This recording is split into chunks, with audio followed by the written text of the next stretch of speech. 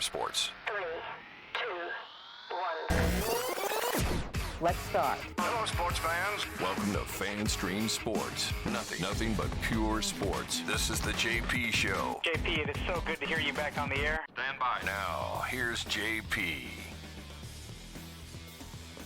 Oh, what a Friday this is, man. We got news, we got topics, we got all kinds of fun stuff to discuss here. So glad you guys are with us on this Friday morning or whenever you're listening to this live streaming podcast. 2 hours, Tampa Bay centric sports, best in the business. Thank you guys so much for joining us. Our numbers are growing each and every day, but we appreciate it when you share the show on your Twitter. Please do that and tell everybody what they're missing if they are missing the show. We love having you guys aboard. Thanks so much. We got to get to a lot of big topics today. Wander Franco obviously suspended. I don't know what you call it, a suspension, a benching, whatever you want. He did not play yesterday, and he's not going to play today. And that is a big, big problem. If people want to kind of shove this under the rug, you would be mistaken to do so. This is a major, major issue for the Rays. Their future superstar has misbehaved, to put it kindly, has misbehaved, and he's pissed off a lot of his teammates. I made a few calls this morning, not only to some folks that are maybe more privy to what's going on with the club, but also some longtime folks involved in Major League Baseball, and we'll have some interesting thoughts for you on all those things as we go through the show. Let me set up the show for you today. Jeff Attanella is going to join us, former USF goalie going into their Hall of Fame, and we'll talk with him about that and all things USF and all things soccer with the U.S. men's national team. Obviously, a lot of news there. The women's national team was just named, so we'll get into all kinds of things soccer. We'll talk Messi coming to Florida. So we'll have some fun with Jeff at 10:30, as we always do. Dave Benz, longtime voice of the Minnesota Timberwolves, NBA insider, will join us at 11:30 to talk a little NBA draft from last night. Not a whole lot of surprises, but we'll talk some Magic. They got a couple of top players in the top 11, so we'll get to that. And Chris Lugo will join us from Bay Area Modern Medical Center. I spent the afternoon with Chris yesterday doing my primary care checkup, so I'm feeling younger. I feel like I got a better plan moving forward to deal with some of my issues. It probably doesn't involve 5-hour energies and do-si-dos, now does it? No. He said the do-si-dos at 2 o'clock in the morning. Throw them away. Should probably not be part of my daily routine. But sometimes, you get up late in the middle of the night, a do-si-do with a little, little jam on top. Doesn't hurt. A little peanut butter and jelly sandwich right there. So we'll get to all that as we go through the day today. And, of course, Shane McClanahan. I don't want to say injured, but that certainly is a concern. So we'll say good morning to you, Nick Edis. You've already had a morning, haven't you? I have had. Haven't you? I have. Just to get here today has been a complete struggle. It's a miracle I'm on time. How many phone calls did I have to make to you today telling you, I don't know if I'm going to make it or I'm cutting it close? You called me more today than you have in the last month. Legit, but I made it on time, thankfully. Things forces out of my control, unfortunately. But we're here, and, the Rays also had a weird day yesterday. They did. And Clearly I piggybacked off of that, but you just mentioned some of it. What a weird, weird day.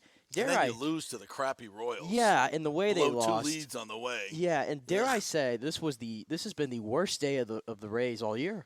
Yeah. I think we saw it yesterday, from off the field to on the field. Yeah, and if you pitch this forward, what may happen. I mean, if Wander Franco is not part of this team going forward, and I don't know what that looks like, and we're going to talk about that in just a second. Shane McClanahan, for some reason, can't pitch because of back issues. I mean, there goes your baseball team. I mean, let's just be honest about that. Without those two guys, you're not doing squat. You're not doing anything. So it's a pretty big deal. All of this is a big deal. If you're a Rays fan, it is, we often say don't push the panic button. Push the panic button. This is not good. None of this is good. And it's sad because it's been such an incredible start for this team and everything is so promising. But in baseball, you're so dependent on these guys that are just uber talented to make the difference that, when you lose two guys like this, especially when you're the Rays, and of course they haven't lost them yet. Just to be clear, they haven't lost them yet. But we try to be a little forward thinking on this show, be a little bit more daring, and talk about things that may or may not happen. And we're usually pretty much spot on. So we'll delve into that today. But let's start with Wander, if we can. And about a month ago, 3 weeks ago, Mark Topkin wrote a piece about Wander's behavior and how it has kind of been upsetting to a lot of the players on the team. And we told you at the time, kind of read between the lines here. If the Rays are going to Mark Topkin and say, "Hey, we need to write an article about Wander Franco," because trust me, these aren't things. Mark Topkin's not, sniffing around saying, "Hey, what's going on with Wander?" It's like, and there were quotes in that story, as we told you, from Eric Neander, and I told you at the time that this is obviously a very public plea made by the organization to try and get Wander Franco to put some public pressure on him to be a better teammate. And clearly that did not work. That was a ploy by the organization to do so, and that did not work. So this is the second. This is not the first. This is the second intervention for Wander Franco. And I would probably guess this is the third, if not more. I mean, the first one was everything kept private. Hey, man, you got to be a better teammate. Stop yelling. Stop getting into yelling matches with your teammates. Stop acting like a baby every time you strike out. Stop, being immature. Stop being immature. You're a professional ball player now, and you have to comport yourself in a certain way. There are rules for everybody on this team, and that means you. And that's, to me, what I've been told is the biggest issue here, is that Wander Franco wants to do things the way Wander Franco wants to do them because he's a superstar. Make no mistake about it. This is diva personality. This is what they're dealing with right now, and this is not. This is something that you hope goes away with maturity. And I think it's also part and parcel of a organization that does not have a lot of elder statesmen and mentors within, certainly within the playing ranks. They do not, and clearly Wander is not listening to anybody in authority. Vis-a-vis Kevin Cash, Eric Neander, and it's a problem. It's become a huge problem. When it gets to this point, folks, it is a huge problem. Don't fool yourself. Some of the quotes that have come out, I'll read them. This is from the Times article today. This is from Kevin Cash. We're going to continue to support Wander as he works through this. I'm personally going to. This organization will. The staff will. We know that he's a really good kid and look forward to having him back. Yandy Diaz, who I would say is probably the most elder statesman on this team, said, quote, "He's a young player. It even happens to older guys. It's part of the game. I hope that when he comes back, it will be kind of something that's left in the past." And that's what you hope to do. So what exactly has he done? From the Topkin article, he said, quote, "Several verbal altercations with teammates, including one with Randy Rosarena, May 23rd in the dugout. Not hustling on the bases or after balls in the field. We've seen this. Most recently after an errant throw on Sunday in San Diego. It's inexcusable. You can't have that. You can't be that emotional, immature on the baseball field. That's a non-starter. You've got to be more professional." He continues writing here, "Being overly emotional and reacting to unsuccessful at-bats, such as slamming bats and throwing equipment in front of, and at times endangering teammates, as he did after making an out on Wednesday." So, I mean, is he the first kid to do this? No, he's not. But typically in Major League Baseball, you'll have mentors, older players that have been around that these guys look up to. And I'm not really sure there's somebody in this organization that fits that bill for Wander right now. I think he sees most of the guys on his teammates as more contemporaries and not more of a father figures. I mean, not that this is a bad thing, but I was talking to a guy who's been in baseball for probably 35, 40 years. And he's been around Wander, he's been around the organization. And I said, what's the feeling? Because, baseball people love to talk. Baseball, they get around the cage. There's a lot of idle time, all right?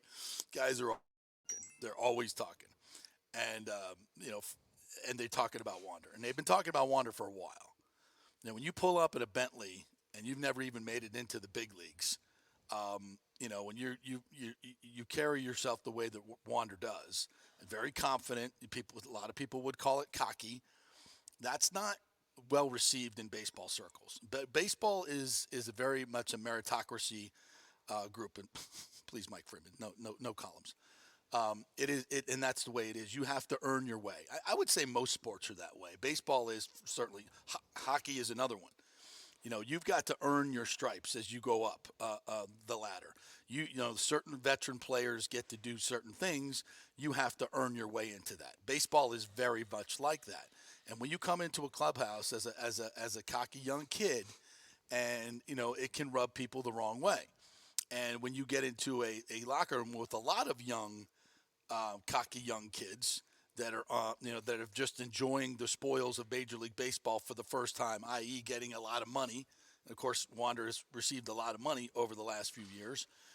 Things change. Things change, and baseball, I would have to say, is the most unique atmosphere in terms of its constant camaraderie. I mean, you are around your teammates a lot. You're talking about 200, 225 days of traveling, being in the same locker room.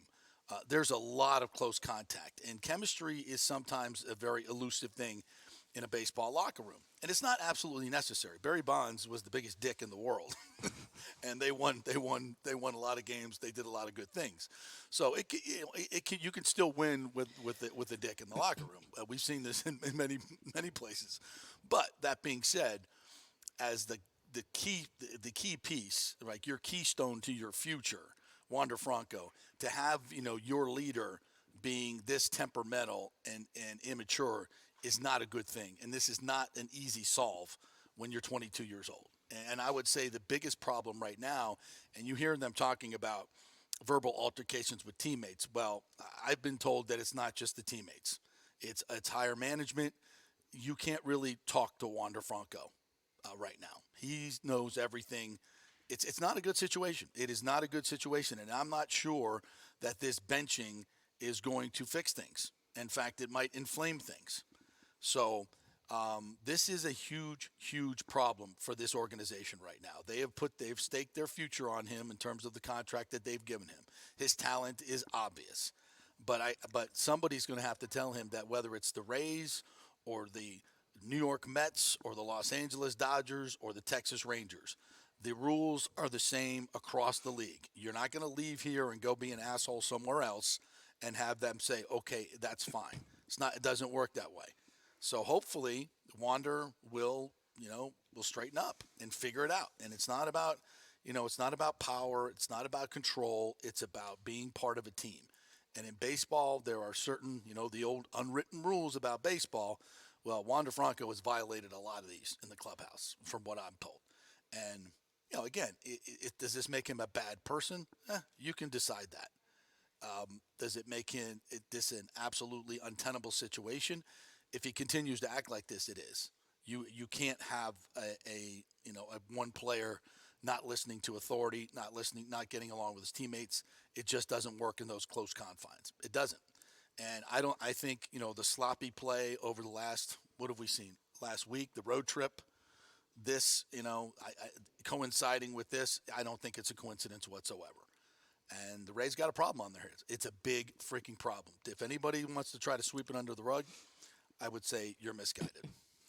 Yeah, and I saw a lot of people doing that. Like, oh, it's handled, it's this, it's over with, whatever. And it's no. I mean, he's 22 years old, so I'm trying not to go again. I try to give the benefit of the doubt when you're 20. Were you stable when you were 22 years old? And hand me, $5-6 million. Yeah, and then you're given a $200 million contract, the first in this franchise's history. Yeah. Not really, right? No. So I'm trying to give him the benefit of the doubt there, and But I don't want it. That shouldn't be an excuse. No, it's not an excuse. I'm just saying that I think we owe it. He's owed the time, I think, to see if this can be a teaching moment. But also keep in mind, this seems like it's almost strike number 2 with the organization, because remember when this article came out 3 weeks ago from Topkin?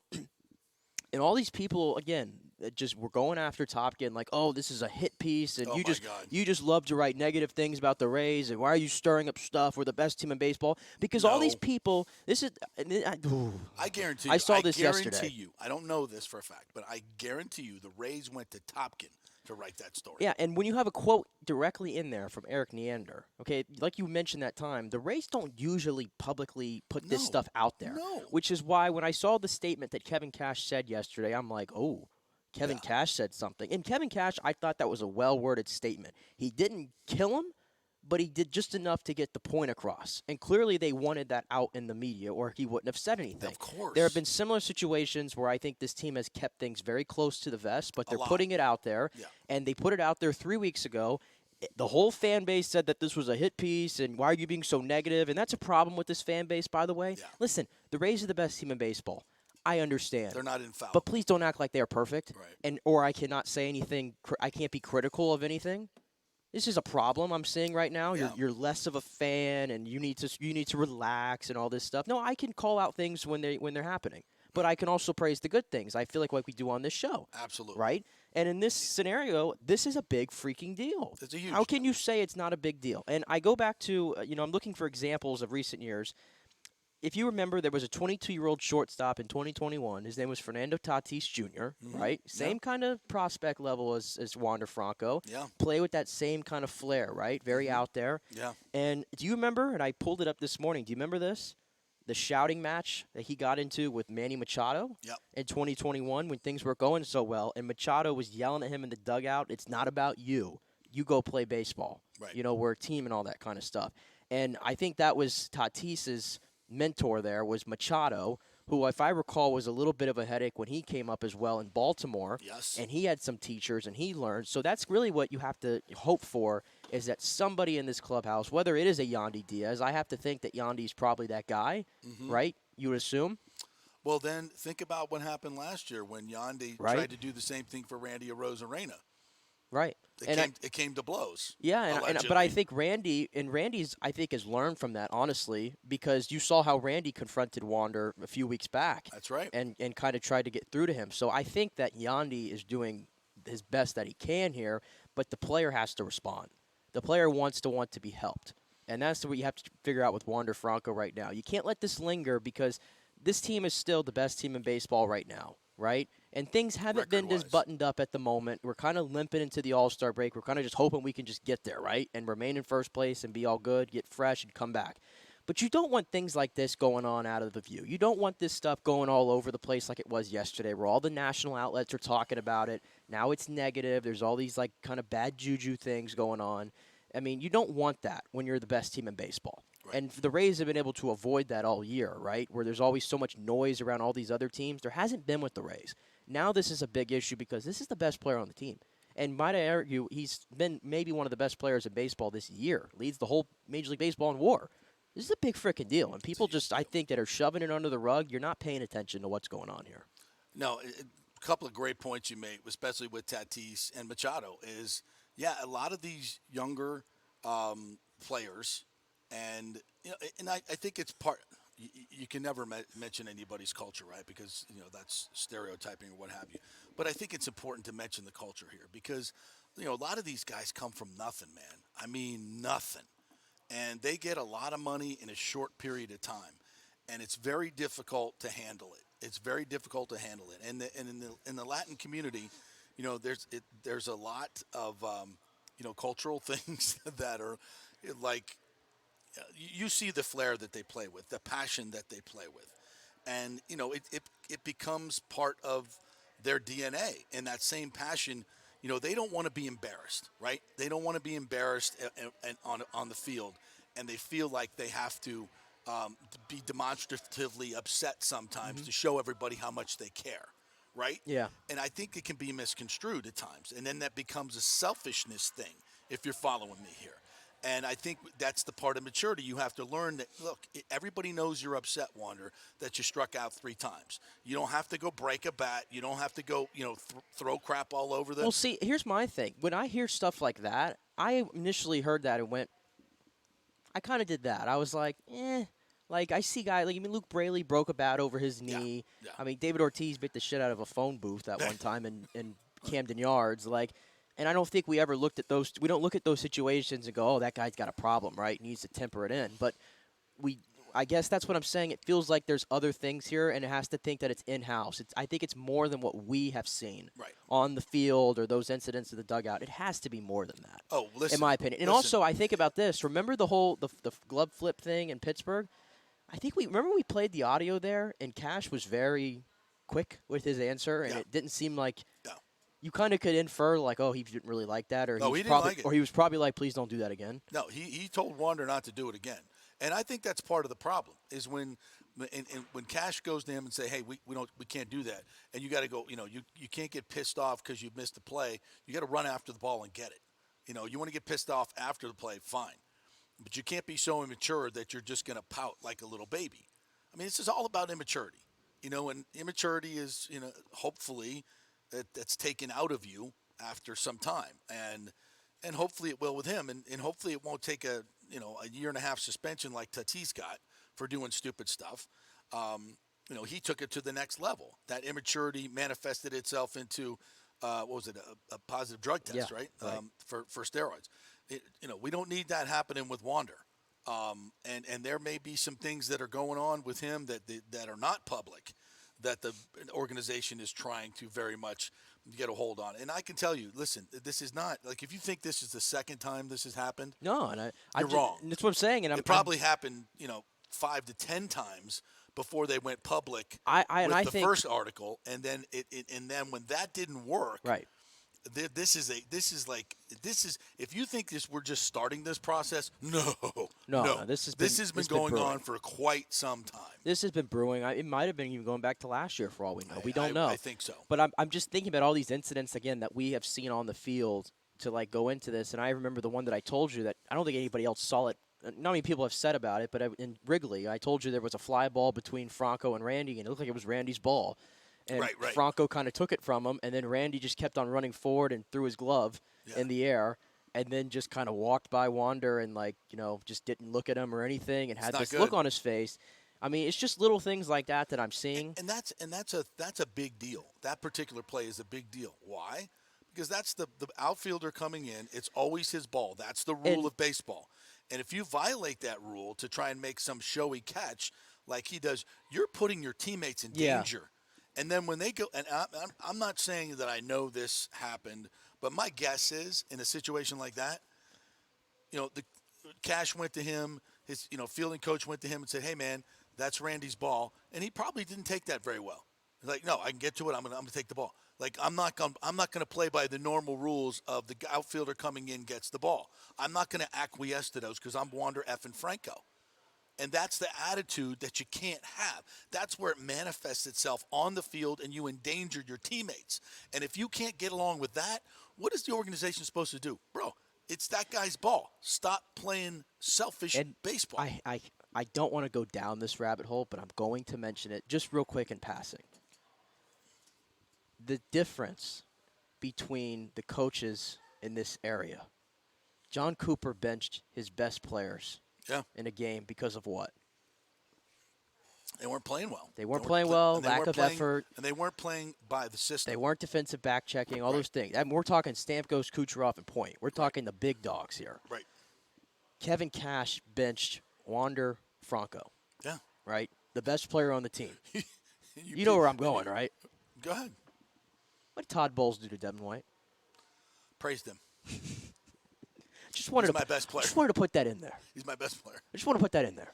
I don't want to go all the rails on that. I'm just going to throw that in there just so everybody can understand the difference. Because that's what I said yesterday. And let's look at the resumes of those three coaches. Yeah, let's look at them.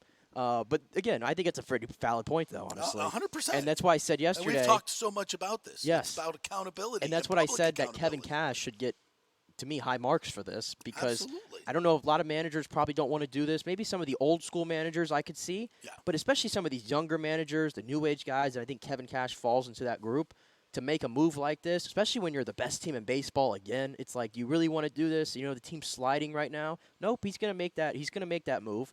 He's going to send that message to Wander, and hopefully it's a teaching moment, and he's going to send it to the other guys that there's just no room for this kind of stuff on this team. I mean, the goal right now is to win a World Series. End of story. And they're at the point now where if they don't win anything short of a World Series at this point, or even a World Series appearance, to me, is short of what they've fallen short of expectations at this moment. That's my opinion. And Kevin Cash has to do everything to keep this team and this ship going in the right direction and not let this sink them right now. And I would have to say, Cash is one of those guys that really would give his players a lot of rope. He does. He really does. And that's even when he gave his statement yesterday. He didn't kill him. No, he gave an honest, fair assessment, kept it vague enough where he didn't expose everything, but he got enough across, I thought. Yeah. And it's clear that, Kevin Cash has sat down with Wander multiple times, as has the organization. And if they're not getting through to him so much so that they have to do this, you got to understand that this is a tremendous issue. And the biggest part that you hope is reconcilable is his teammates. Right. Because right now, his teammates are not supporting him. Because I guarantee you that his teammates are supporting Kevin Cash in this. And it's gotten to that point.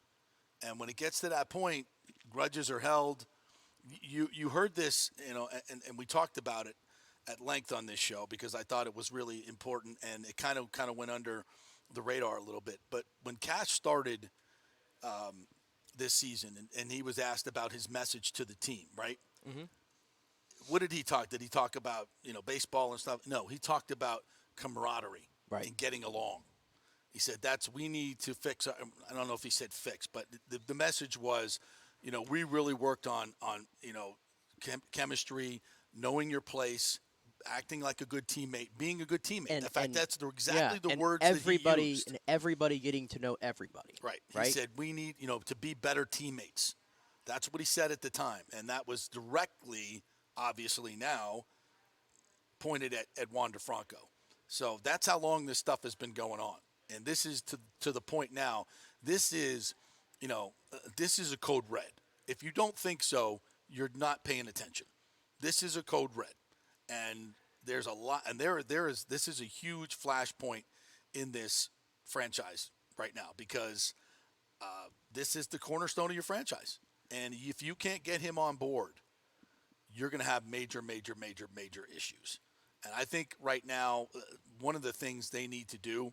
And I said this 3 weeks ago when that first article came out, they need to find somebody, whether it's an older player on another team, whether it's someone that has coached him along the way, that he respects and that is an elder statesman, and bring that person into this organization.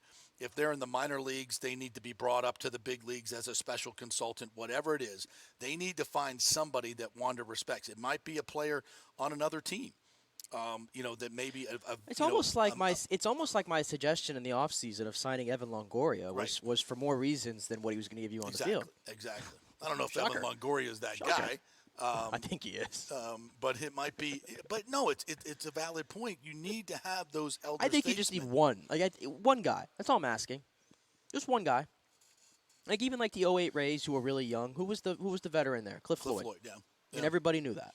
Yeah, and he brought a certain level of professionalism to that clubhouse. 2020. Who was it? Charlie Morton. Yeah, you've got to have those guys that have been around that know the unwritten rules and what's expected of you, and need to explain it to these younger players. Like, hey, look, dude, this is the way. You can't act this way. You can't act this way. So it's a flashpoint, and where this goes when he comes back on Saturday, what's it going to look like? How's he going to be welcomed back by his teammates? This is a big deal, and we're going to talk about Randy Land tonight, and Dwayne and BA are going to be, broadcasting from Randy Land tonight. And don't think that Randy getting all the attention isn't grating on Wander Franco, because it is. And I think that's why those two are probably having a little bit of a tete, as you might say. And, you don't want to mess with Randy Rosarina. That's a bad man, as Yandy Diaz found out. That's a bad man. But, look, you can try to sweep it under the rug all you want, but the Rays got issues right now. And the next one is, well, let's get to some of the comments before we get to Shane McClanahan. And plus we have Jeff coming up here just a little bit.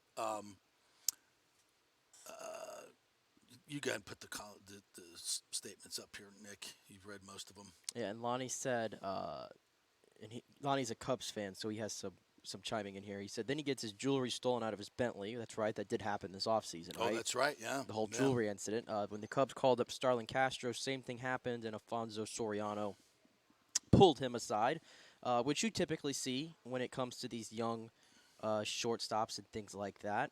Let's see. Thomas Casper said, Wander Franco is 22 and has a crew, not going to adjust to luxury, be mature for years and years. Well, I think it's too early to make that judgment. Personally, I think you would probably agree with that. Yeah, but again, this is not the beginning of this. It's not the beginning. This has been going on for quite some time, and the usual remedies have not worked. There's a lot of guys though that I feel like were like this, and they eventually they figured it out, and they turned it around. So I think it's still possible. And when he's so talented, they're going to give him every opportunity to do that as well, especially the investment. Jordan G, kind of similar to what I said, you can only get away with stuff like this if you're winning as a manager/coach. Cooper does this too from time to time, and the players respond well to it, even superstars like Cooch and Stammer. Like this one from Lonnie, says, I worked in the minors for the last 7 years. These issues don't go away in 2 days. You can only hope maturity ensues. Absolutely. That's what I'm trying to say. You don't bench a kid. You're not going to come back on Saturday and be like, okay, I'm ready to go. Coach, whatever you want me to do. No, it doesn't work that way. And it's going to be a process. And it's going to be a tough process, too. Richie P says, true, JP, when it gets to the media, major problem. No one wants to handle this in the court of public opinion. So when this happens, it's very telling. Absolutely. This is a fire alarm. I said it was a fire alarm 3 weeks ago when the first piece was written because I knew something.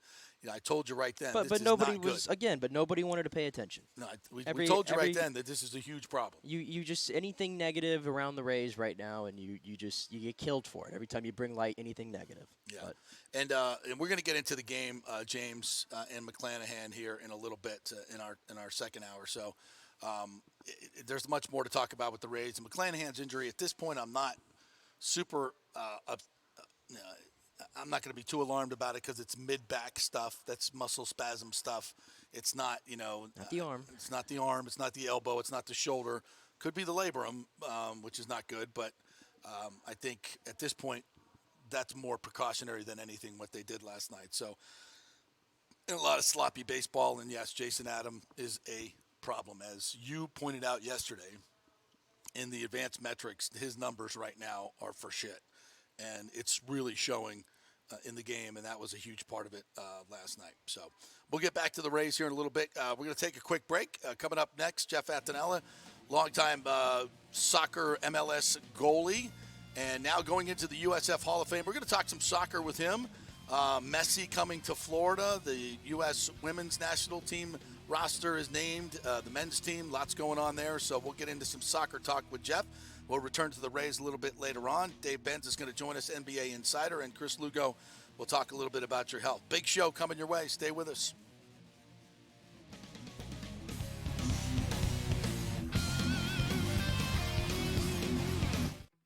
Hey guys, are you experiencing those feelings of getting older, lower sex drive, fatigue, hot flashes, moodiness, or you just don't feel like you had the vitality you once had? It's a chronic problem here in the United States. You're not just getting old, it's likely low testosterone. Studies over the last 20 years show a shocking decline in younger males aged 16 to 39. Older men have seen a sharp decline as well, so do something about it. Go see my friend Christopher Lugo at Bay Area Modern Medicine. Look, testosterone replacement is not a frivolous treatment. It takes a professional, targeted approach that focuses on total body wellness, vitality, and emotional stability, not a one-size-fits-all approach like many clinics use. They will monitor your blood work and adjust your treatment as needed for optimal results. Folks, I've been on testosterone therapy for over 6 years, and it is a life changer. You will feel and look better than you did 10 years ago. Give them a call at 844-977-3477 or go to BAMMC.com. Tell them JP sent you for priority scheduling. That's 844-977-3477 or BAMMC.com. JP here for the Jeeves Law Group. Have you been injured in an accident, in an auto accident, truck accident, motorcycle accident, at work, or at a place of business? Well, call the Jeeves Law Group and get the personal attention that you deserve. I made the mistake many, many years ago with going with one of the bigger law firms, the national law firms. And let me tell you, getting a call back from those folks was next to impossible. Weeks and weeks would go by. Never get a call back. That doesn't happen with the Jeeves Law Group. Personal attention is what they're all about. When you call the Jeeves Law Group, you will be part of the family. They will represent you in a vigorous and aggressive way against the insurance companies. These larger companies will promise bigger settlements, but it's the Jeeves Law Group that will get you the best results. If you're tired of dealing with these bigger law firms, check out the Jeeves Law Group. Go to JeevesLawGroup.com, tell them JP sent you, get a free consultation. It's the Jeeves Law Group. Scott Jeeves has been representing clients in the Tampa Bay area for over 25 years. Give them a call. It's a free call, 727-894-2929, 727-894-2929, or go to JeevesLawGroup.com. During COVID, over 1.7 million people were added to the Florida Medicaid rolls, but as of April 1st, 2023, most of these people may not be eligible for the Medicaid coverage and will lose their health plan. If you have been notified you are losing your coverage, don't freak out. It's very likely you can apply for a federal subsidy under the Affordable Care Act. Just call 877-652-0244. Our representatives will walk you through the whole process, get some basic information on your income, number of kids, and then they'll find a plan that best fits your needs. In fact, with the new laws, 90% of Americans qualify for reduced or free health care. You can select great plans like Florida Blue, that's my carrier, love them, paying $800 left after making the call. 877-652-0244. Our highly trained professionals know all the intricacies of the new laws. They will do all the work, you save tons of money. So if you're being dropped from Medicaid, fear not. Call 877-652-0244. Get real health insurance, free doctor visits, free blood work, no deductibles. 877-652-0244. Hey, JP here for Extravaganza Productions Incorporated, EPI. You've probably seen their purple logo at so many events that you've gone to. They are based in Tampa, and for over 33 years, they've been creating and producing conferences, meetings, and special events, the biggest to the smallest. Solid reputation of delivering the best audio-visual, sound, lighting, entertainment, video production, and decor on time and on budget. I've worked with them with so many big events. The Warrior Games, which was an Olympic-style event all over Tampa Bay, from McDill to the Convention Center to USF. They did it flawlessly, made it look big and fantastic. I've worked with them on small events as well, large and small meetings and conferences, sporting events, fundraisers. If you got a fundraiser, you don't know the logistical way to pull it off, they'll take care of everything. Entertainment events, branding events, grand openings, so much more. The folks at Extravaganza Productions are the most professional and the best. I've worked with them many times. They are fantastic. You can contact them through extravaganzaproductions.com or call 813-621-4700. Extravaganza Productions, they are awesome. Coming back at you. Now, more with JP on FanStream Sports. It's only just begun. All right, welcome back to the JP Peterson Show here on this Friday. Jeff's actually going to join us at 10:45. I had that screwed up, so we'll talk to him. We'll do a little bit more Rays here. And our thanks to the Jeeves Law Group, JEEVES lawgroup.com. If you have any legal issues whatsoever, get the personal attention that the Jeeves Law Group will give you. Great attorneys over there, very aggressive in representing you, and that's what you want. They'll get you a better settlement. So if you've been involved in an accident, remember, you only have a couple of weeks to get that thing going. So contact the folks at the Jeeves Law Group. Please tell them JP sent you. If you have any issues at work, any legal issues whatsoever, the Jeeves Law Group can handle you. They handle a lot of different things. So just give them a call. Free call, JEEVES lawgroup.com. Great folks over there. And, yeah, Scott Jeeves' Gators going to the final against LSU. Did you see the walk-off last night by the LSU? Yeah, that dude Tommy White. Yeah, transfer from NC State. That dude is freaking huge, man. He's a monster. Did you see Paul Skeens? Yeah, he's pretty good. Yeah, he's pretty good. Unhittable. Good God. I think that's your first overall pick right there. I think it just might be. Who's going to get the first overall pick? The Pirates have it. They already have it. The Pirates, and it's either going to be Skeens or his teammate Dylan Cruz. How about the Reds? The Reds are on fire. I know, what are they, 11 in a row? 11 in a row, yeah. And what a fun, good young team they are. Boy, there's a lot of good young teams in baseball. Baseball's flipped upside down. It really has. Rays, Diamondbacks. It's almost like, everybody, of course, they've taken the Rays template, and, these young players now are ready to play.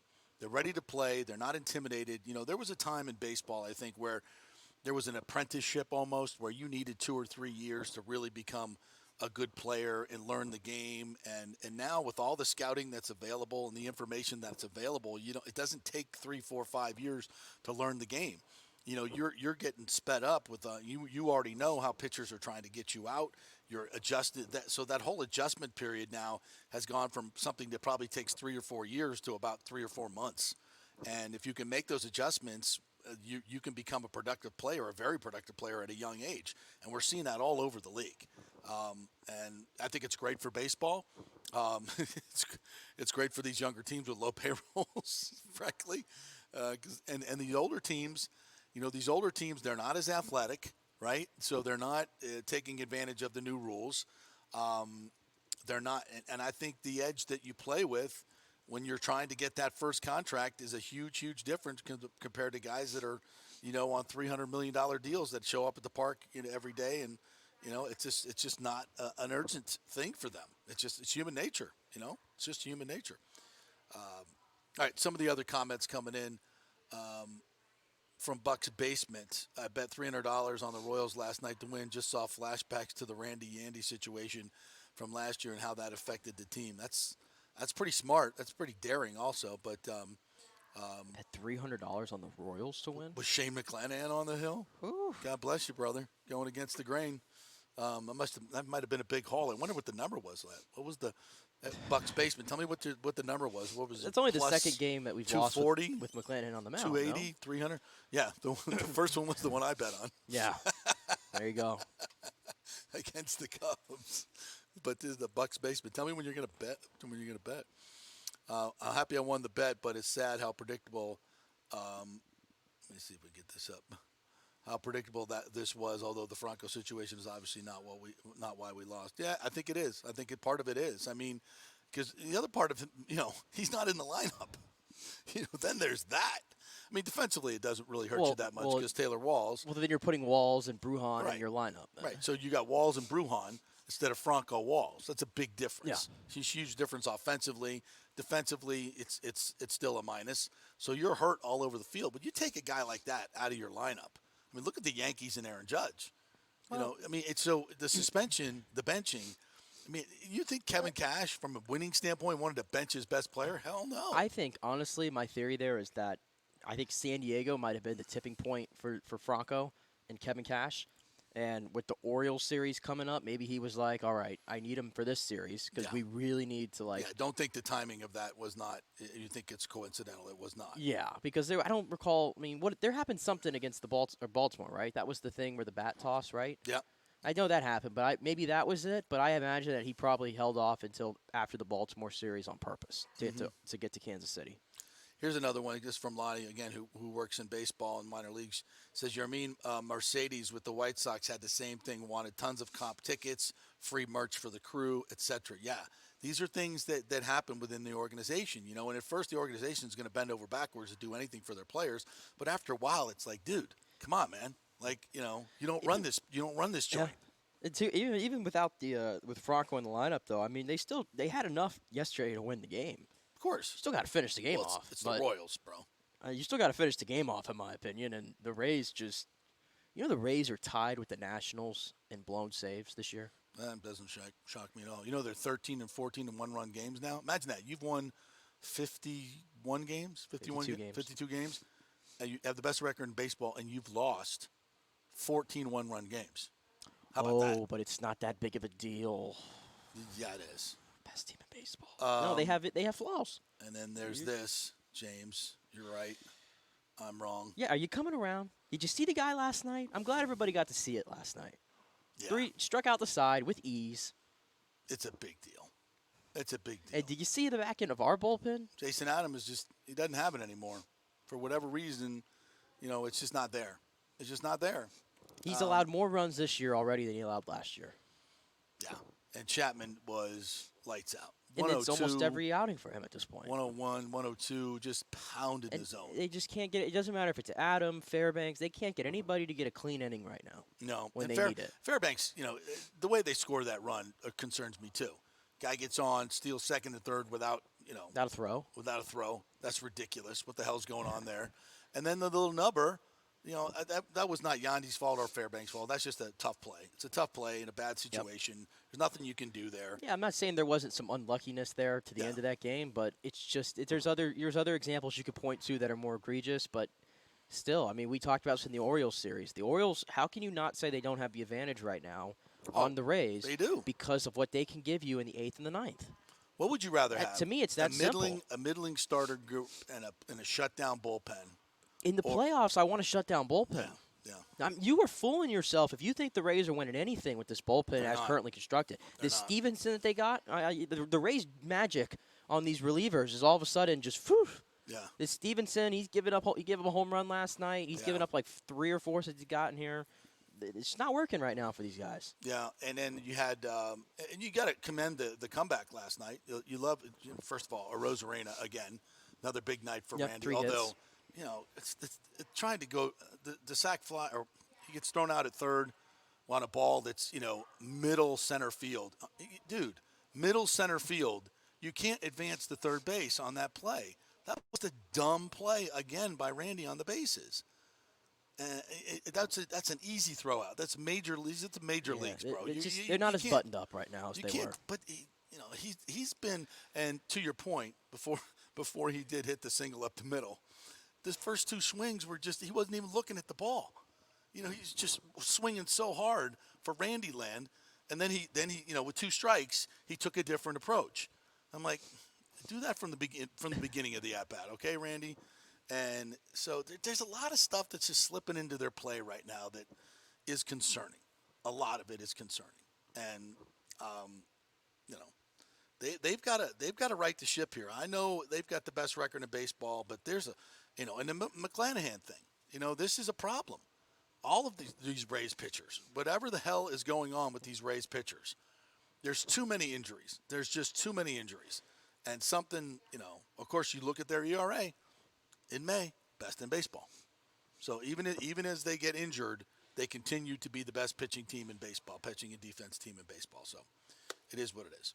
All right, let's bring in our good friend Jeff Attinella and say congratulations, my friend, as you are now going to be inducted into the next USF Hall of Fame class for your stellar career as a goal. Yeah, sorry you broke up a little bit there, but no, I appreciate you guys having me on. It's it's something that I'm still kind of wrapping my head around a little bit. I knew, I got a phone call about 3 weeks ago that it was going to happen. And to be honest, I wasn't sure when they were going to announce it. So I've been kind of sitting on it for a little while, but it's giving me a little bit of time to process and, kind of how those things go, where once you get an announcement and people start talking about it a little bit more, you start to realize that it's a pretty big deal and it's a pretty cool thing. So for me, it's always been about trying to do my best everywhere I've gone to represent Tampa and really represent the university, because I know that my career wouldn't have been what it was without USF. They were really the main school, the big school that, wanted me to go there and play soccer. So without them, it wouldn't have been possible. And, for them to respond this way and kind of acknowledge, the work that I put in and, kind of cement myself within the university and within the athletics program, I guess how it works is forever, right? That's how the Hall of Fame works. Immortality. Yeah. So I guess that's how it works. That really hasn't hit me yet either. But so, to be tied to the university and really just to be tied to Tampa Bay in this city for, I guess, eternity is what they're saying. It's a pretty cool thing for me. Yeah, and once you get in one Hall of Fame, then some of the others come calling as well. So you never know. You never know. That'd be cool. I want to look ahead. I'm happy with this one. Awesome. I didn't make my high school one, so I'm pretty pumped to be making the college one. It's funny. I ran into a guy, one of my ex-classmates that is I'm in charge of the Hall of Fame at South Broward High School. I'm like, bro, come on, give me a little bit of love. Come on, 3-sport athlete, and now going on to a stellar career. I work with Bob Costas, for God's sakes. Come on, man, give me some love. So yeah, I'm not in any Hall of Fames yet, but I'm eyeballing that one. The high school ones are harder than anything else. These high school ones are stringent, man. They're tough. They're tough to get into. What high school did you go to? I went to Countryside, and Shout out Countryside. What are you doing? no, What are I you doing? know. Yeah, I gotta stop. Now that this happened, I've been calling him out a couple times, but I'll give Countryside a little bit of credit because we won a state championship there, and they were great to me too, obviously. But it was good motivation in furthering my career to remember that I didn't make the high school one. So Okay, they play a big part of it as well.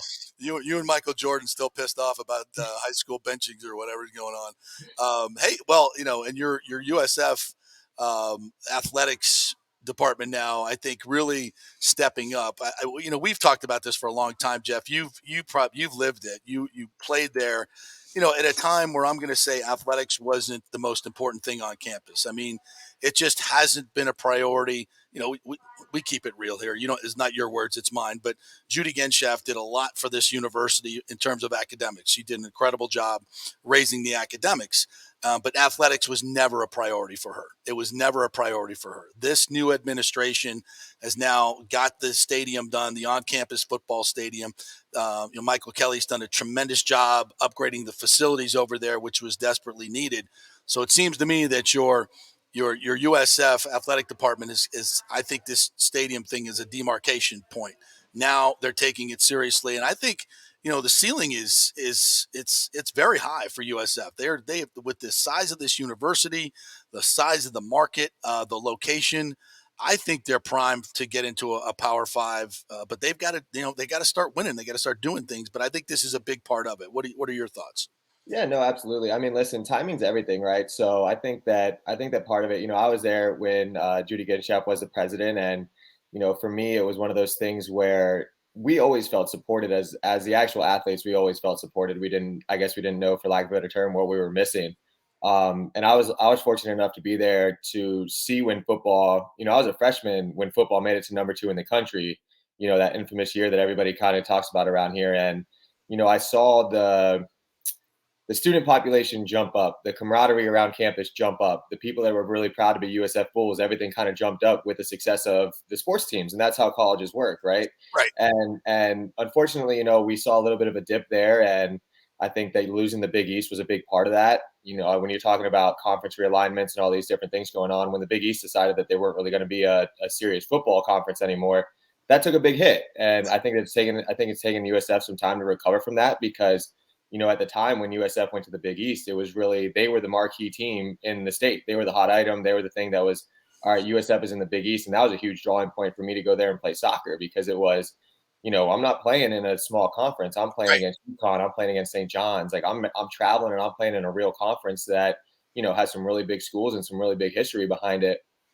And once the Big East went away, I think that it was almost kind of natural that the USF athletics took a dip a little bit because that was the big push. We were almost ahead of the curve with that.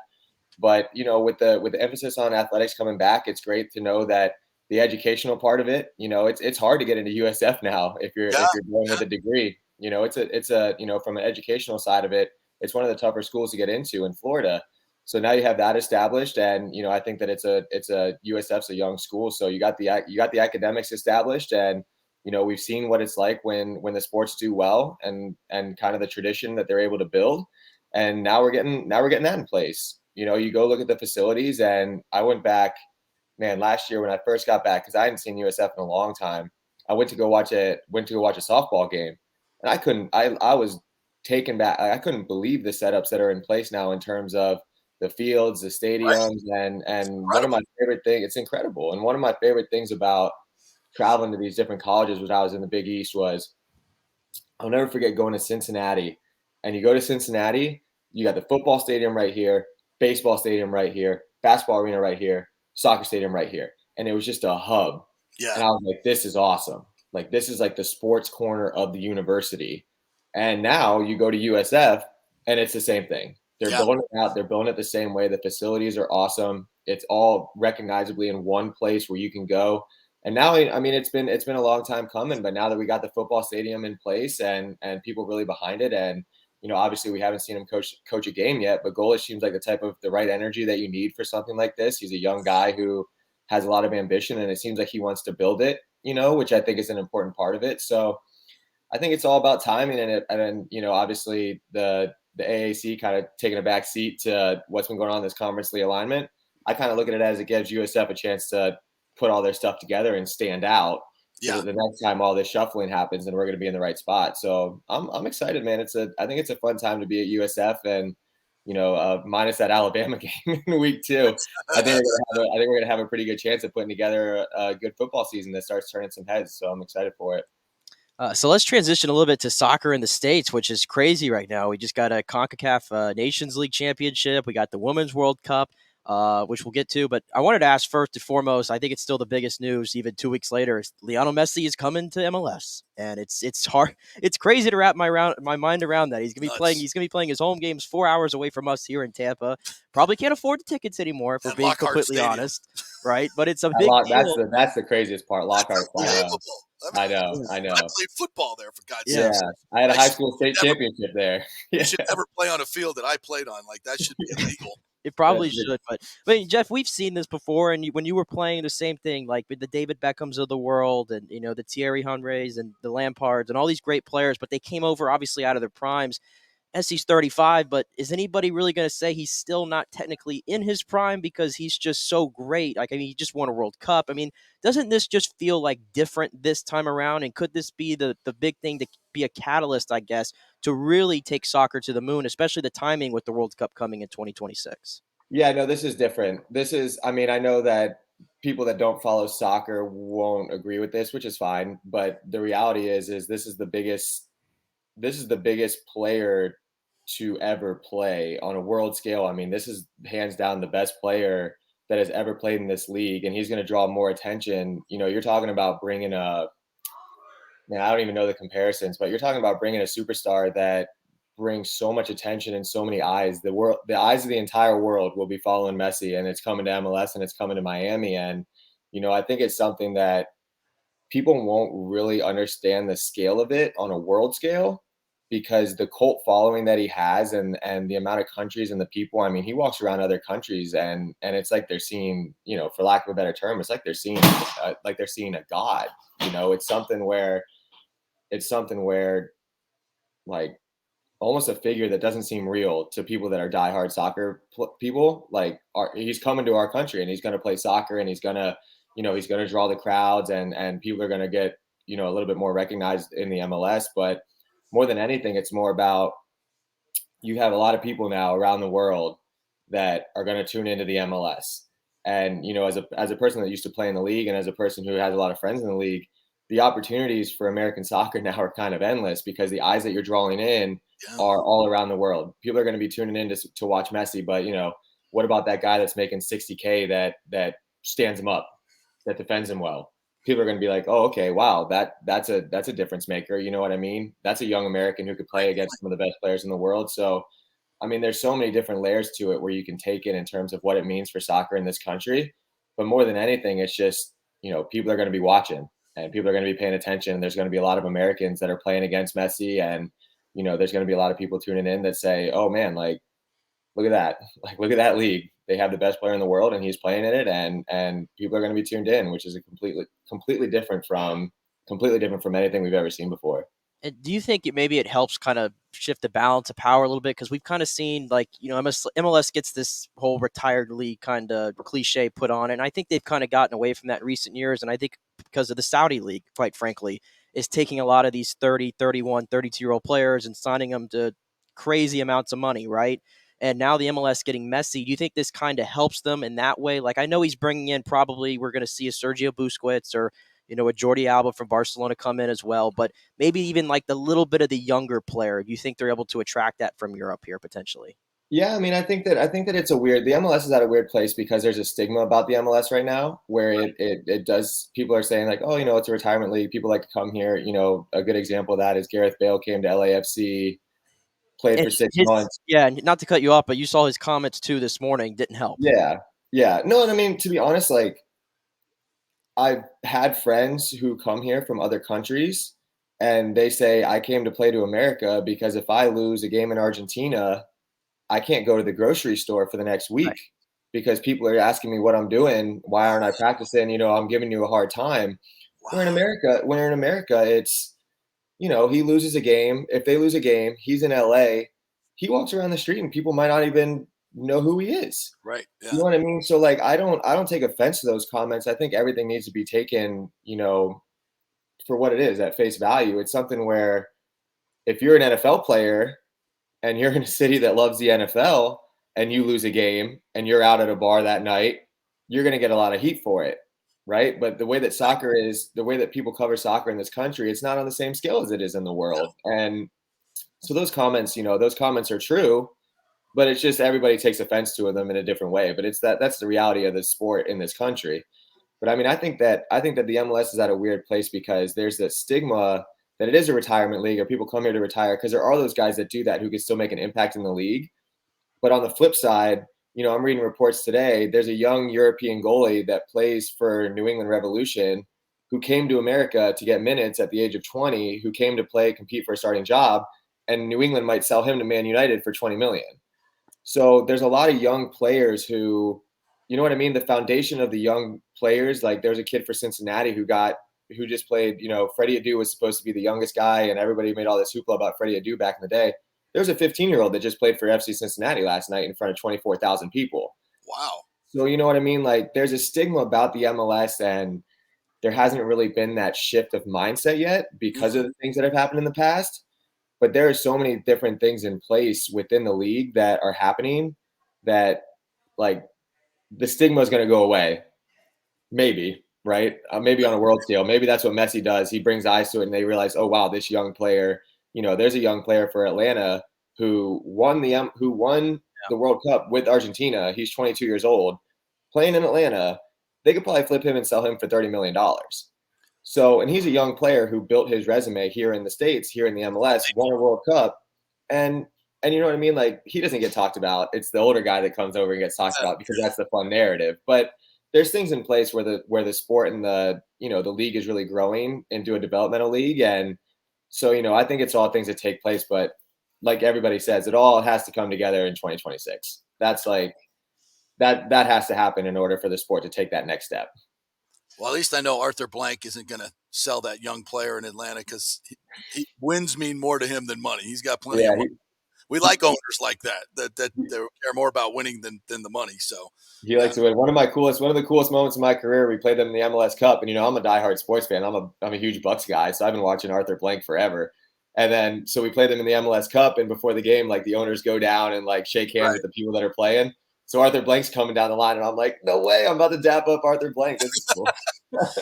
Yeah, I worked for the Falcons for a couple of years and got to know Arthur, and what a great guy, man. He is just very much like Jeff Finnick. He takes his community responsibility very, very seriously, has done wonders for the community and also his sports teams. And I was actually there when they announced the Atlanta MLS team, and I was kind of like, I mean, Atlanta and MLS, he was doing it because his spouse at the time had kids playing soccer and she wanted an MLS team. And he's like, all right, well, I'll go buy one. Yeah. And I'm like, this is the craziest thing ever.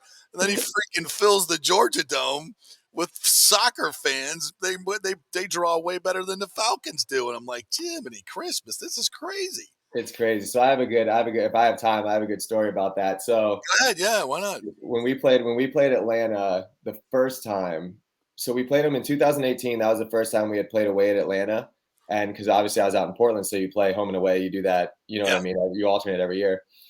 And it was the first time we played Atlanta. And it was, we're reading about the crowds, we're reading all these things. And I've been to Atlanta a bunch. You grow up in Florida, you always spend time in Georgia, and you spend time in Atlanta.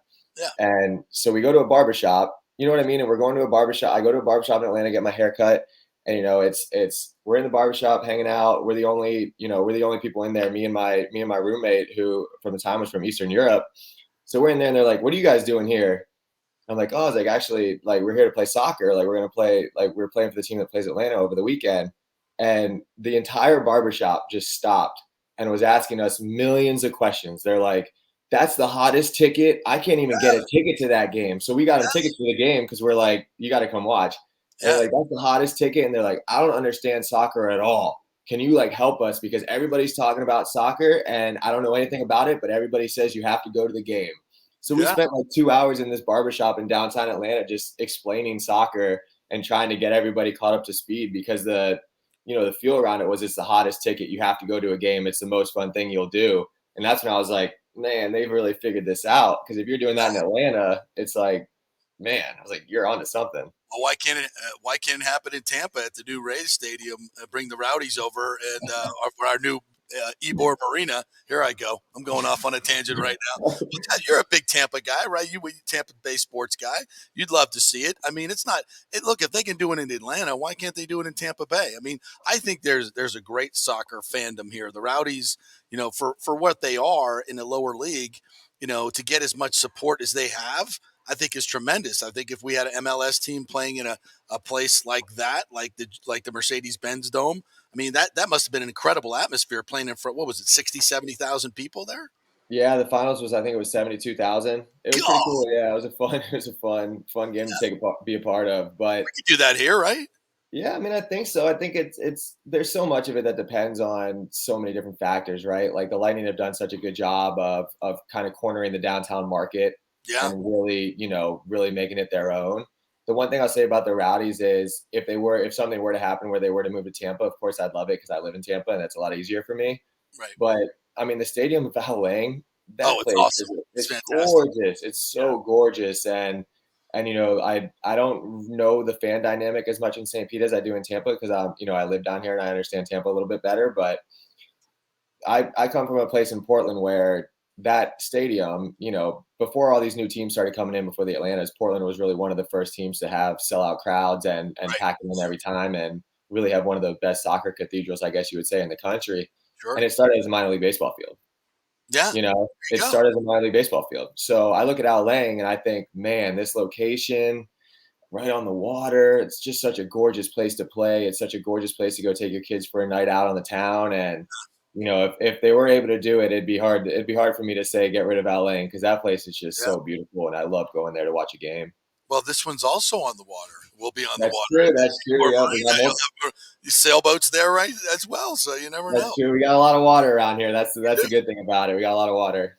Hey, before we let you go, give me a little on the United States men's national team, bringing back their coach, and then the women just named their roster as well. They look like they're jacked and ready for this World Cup. Some thoughts on the national teams?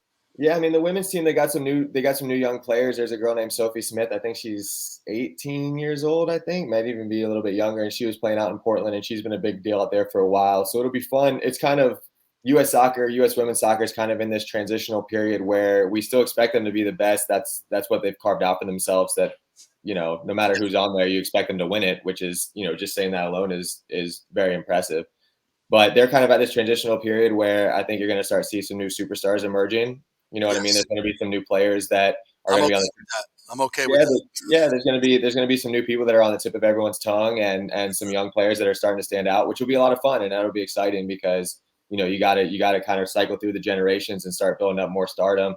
Is it Tiffany Rodman, right? Rodman's daughter? Yeah. Incredible player. Yeah, it'll be fun to watch the new people come in and kind of see how they adjust because for a lot of them, it's their first World Cup, but there's that good leadership, there's that good veteran leadership that's been there before, and that you know what I mean. You know how sports are; you always need that kind of balance.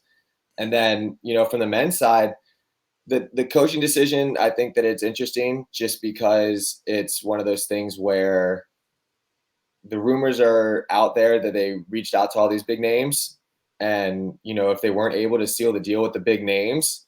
I think it's interesting if big names didn't find it to be that attractive of a job. You know what I mean? Maybe the pressure of hosting the World Cup isn't something that they felt like taking on. I don't know about that part of it, but that's kind of like my side of how I take the big names that were floated around and not bringing them on board.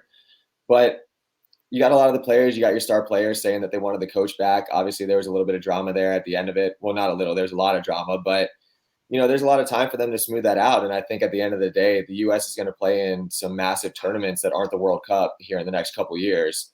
And you got to see how they do. You know what I mean? They're going to play in the Copa America where they're playing against the best teams in the world.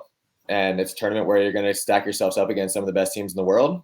And you got to see how they do. And if it doesn't go well, if they're not really fitting the bill, then you got to look at it again and say, okay, do we need to reevaluate for the World Cup? But if they go down there and it goes well and it kind of seems like things are smoothing out, I think Berhalter did a good job of building the culture that's in place. And now it's just about, looks like we found a target forward, which was what we were missing, a forward in the World Cup. Now it seems like we have two. And you know what I mean? It's kind of just getting the machine back running again. So we'll see how it plays out. Most of these things kind of work themselves out within, between the 4-year period. But at the end of the day, if all the players are saying they want the coach back, then there's nothing wrong with having him back, in my opinion. Who are those two guys, those two strikers? Pepe, and then the new guy, I don't even know. You probably know how to pronounce his name better, Nick. I don't even. It's like Balogun or something like that. Yeah. He plays for Arsenal. He could have gone. He could have played for England, but he chose the U.S. and he scored the second goal, I think, versus Canada. Yeah. Valerian Balogun is his name. Yeah. So, but he's supposed to be the real deal. He's supposed to be like, I haven't watched him play more outside of what I just watched him in the tournament, but he's supposed to be the real deal. And I think that if we have a forward that can score goals and there's the rest of the systems in place, then I don't want to say the sky's the limit, but maybe like the semifinals of the World Cup. Yeah. Why not? Damn. Why not? Why not? 100 years of history. Why not? If Morocco can do it, why can't the U.S.? Hey, the U.S. I mean, the U.S. has been close. The U.S. has been close before. I mean, we've made quarterfinals, and you know what I mean. I think that it's kind of the same thing. You got a young group that's playing for the best clubs in the world, and anytime you get a young group that has experience, they have World Cup experience now, which experience is everything. So the next cycle, I mean, when I tell you, like I've done scouting courses, I've done all the U.S. soccer stuff you could do, and when I tell you everything is geared up, and the goal has always been 2026.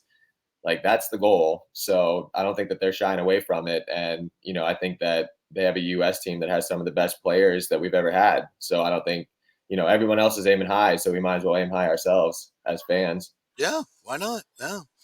All right, Jeff. Hey, congratulations again. And also on Smack Apparel, you guys just had your 25th anniversary. I saw that on Instagram as well. Yeah, 25 years, man. If you could believe it, Wayne Dog Curtis has been at it for quite some time, making some fun shirts. And yeah, next month we're going to be doing some fun stuff on social, just like a bunch of giveaways. And we're going to give some history lessons on some of the different shirts that we've had. And yes, like that. So, I love that. Yeah, bring back some of the classics, man.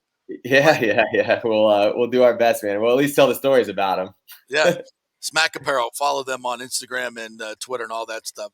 Good stuff. All right, Jeff. Hey, congrats again on the Hall of Fame for USF. Well deserved. And we'll chat with you next month. We'll talk some more soccer. Great stuff. All right. Sounds good. I appreciate it, guys. Thanks. Jeff Attanella there. Countryside High School. What are you doing? Come on. How is he not in your Hall of Fame? Shame. South Broward. What are you doing? JP Peterson. Come on. Shame. Nick Geddes should be in the Gaither Hall of Fame. Gaither? Where'd you go? I went to Durant. Gaither, I did not go to Gaither. Thing. No, they would be ashamed of me after what happened last night in softball. Oh boy. Is that a tease? Should we leave that for after? I'll just say it real quick before we go to break because I don't want to spend too much time on it. I want to build it up for the crash. Please guess the score. All right, let's take a break. We'll come back on the other side and embarrass Nick with that. We're brought to you by Bay Area Modern Medical Center. Chris Lugo will join us at 11:45. We'll talk about your health. If you've got some questions about nutrition, workouts, hydration, health, supplements, all that stuff, put them in the comments and we'll send them to the doc. And we'll check in with him at 11:45. At 11:30, Dave Benz is going to join us, our NBA insider, to talk about the draft. When we come back, Nick's horrible night at softball, and we'll talk some more Rays and some of the other great stuff out there as well. Stay with us.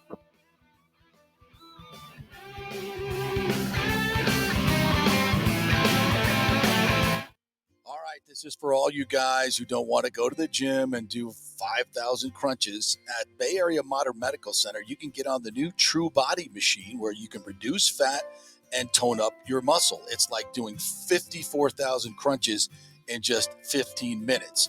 Define your body as you see fit. True Body offers personalized muscle stimulation that delivers the equivalent of those 54,000 crunches in just 15 minutes. Just get in touch with them at Bay Area Modern Medical Center, BAMMC.com. Chris Lugo and the team over there will set you up on True Body and get amazing results. Non-invasive with comfortable and little to no pain and zero downtime. You can isolate and target those areas that you want to improve and treat multiple areas simultaneously. It's an amazing machine, so check it out at Bay Area Modern Medical Center, BAMMC.com. Well, Fitz the mortgage guy did it again. A listener heard his ad, was going to another big bank, but called Scott Fitzgerald at American Mortgage Services of Tampa, and Fitz saved him $618 on his monthly payment. Are you kidding me? Folks, that's big money. Rates are going up, they're going down, they're going all over the place. Scott will shop your loan and save you lender fees and get the best rates. Email him, scott@amstampa.com, or call 813-294-7595. That's Fitz the mortgage guy. Lots of stuff going on right now, and these rates are going all over the place. You need somebody knowledgeable in the market that will work hard for you and get you the best deal. That's my man, Scott. He's done 3 loans for me, done thousands of loans for local folks here, works with a lot of the coaches and players in the area. He's the guy. 813-294-7595, or go to scott@amstampa.com. Insurance coverage can be confusing and expensive. I mean, where do you start? Which companies can you count on to pay out fast and fair? Well, call the great folks at Italiano Insurance. It's a family-owned business. Jeff and Nat Italiano are carrying on the 60-year-plus tradition of giving amazing customer service and giving back to the community through their annual backpack drive for needy students and their support of the local pediatric cancer patients. But it's the customer service that sets them apart. They can shop all your insurance needs and save you big-time money. Don't hop on the internet and waste time looking at some bogus reviews. Talk to knowledgeable agents and not some voice-generated robot. These are confusing times for homeowners, and Italiano's team of experienced professionals can provide the right coverage for every situation: home, auto, business, life. It's Italiano for all the pieces of your life. Call 813-877-7799 or go to italianoinsurance.com. During COVID, over 1.7 million people were added to the Florida Medicaid rolls, but as of April 1st, 2023, most of these people may not be eligible for the Medicaid coverage and will lose their health plan. If you have been notified you are losing your coverage, don't freak out. It's very likely you can apply for a federal subsidy under the Affordable Care Act. Just call 877-652-0244. Our representatives will walk you through the whole process, get some basic information on your income, number of kids, and then they'll find a plan that best fits your needs. In fact, with the new laws, 90% of Americans qualify for reduced or free health care. You can select great plans like Florida Blue. That's my carrier. Love them. Paying $800 left after making the call. 877-652-0244. Our highly trained professionals know all the intricacies of the new laws. They will do all the work. You save tons of money. So if you're being dropped from Medicaid, fear not. Call 877-652-0244. Get real health insurance, free doctor visits, free blood work, no deductibles. 877-652-0244. Hey, JP here for Extravaganza Productions Incorporated, EPI. You've probably seen their purple logo at so many events that you've gone to. They are based in Tampa. And for over 33 years, they've been creating and producing conferences, meetings, and special events, the biggest to the smallest. Solid reputation of delivering the best audio-visual, sound, lighting, entertainment, video production, and decor on time and on budget. I've worked with them with so many big events. The Warrior Games, which was an Olympic-style event all over Tampa Bay, from McDill to the Convention Center to USF. They did it flawlessly, made it look big and fantastic. I've worked with them on small events as well, large and small meetings and conferences, sporting events, fundraisers. If you got a fundraiser, you don't know the logistical way to pull it off, they'll take care of everything. Entertainment events, branding events, grand openings, so much more. The folks at Extravaganza Productions are the most professional and the best. I've worked with them many times. They are fantastic. You can contact them through extravaganzaproductions.com or call 813-621-4700. Extravaganza Productions, they are awesome. Hey guys, are you experiencing those feelings of getting older, lower sex drive, fatigue, hot flashes, moodiness, or you just don't feel like you had the vitality you once had? It's a chronic problem here in the United States. You're not just getting old, it's likely low testosterone. Studies over the last 20 years show a shocking decline in younger males aged 16 to 39. Older men have seen a sharp decline as well, so do something about it. Go see my friend Christopher Lugo at Bay Area modern medicine. Look, testosterone replacement is not a frivolous treatment. It takes a professional, targeted approach that focuses on total body wellness, vitality, and emotional stability, not a one-size-fits-all approach like many clinics use. They will monitor your blood work and adjust your treatment as needed for optimal results. Folks, I've been on testosterone therapy for over 6 years, and it is a life changer. You will feel and look better than you did 10 years ago. Give them a call at 844-977-3477 or go to BAMMC.com. Tell them JP sent you for priority scheduling. That's 844-977-3477 or BAMMC.com. JP here for the Jeeves Law Group. Have you been injured in an accident, in an auto accident, truck accident, motorcycle accident, at work, or at a place of business? Well, call the Jeeves Law Group and get the personal attention that you deserve. I made the mistake many, many years ago with going with one of the bigger law firms, the national law firms. And let me tell you, getting a call back from those folks was next to impossible. Weeks and weeks would go by. Never get a call back. That doesn't happen with the Jeeves Law Group. Personal attention is what they're all about. When you call the Jeeves Law Group, you will be part of the family. They will represent you in a vigorous and aggressive way against the insurance companies. These larger companies will promise bigger settlements, but it's the Jeeves Law Group that will get you the best results. If you're tired of dealing with these bigger law firms, check out the Jeeves Law Group. Go to JeevesLawGroup.com, tell them JP sent you, get a free consultation. It's the Jeeves Law Group. Scott Jeeves has been representing clients in the Tampa Bay area for over 25 years. Give them a call. It's a free call, 727-894-2929, 727-894-2929, or go to JeevesLawGroup.com. Hey, JP here for Extravaganza Productions Incorporated, EPI. You've probably seen their purple logo at so many events that you've gone to. They are based in Tampa, and for over 33 years, they've been creating and producing conferences, meetings, and special events, the biggest to the smallest. Solid reputation of delivering the best audiovisual, sound, lighting, entertainment, video production, and decor on time and on budget. I've worked with them with so many big events. The Warrior Games, which was an Olympic-style event all over Tampa Bay, from McDill to the Convention Center to USF. They did it flawlessly, made it look big and fantastic. I've worked with them on small events as well, large and small meetings and conferences, sporting events, fundraisers. If you got a fundraiser, you don't know the logistical way to pull it off, they'll take care of everything. Entertainment events, branding events, grand openings, so much more. The folks at Extravaganza Productions are the most professional and the best. I've worked with them many times. They are fantastic.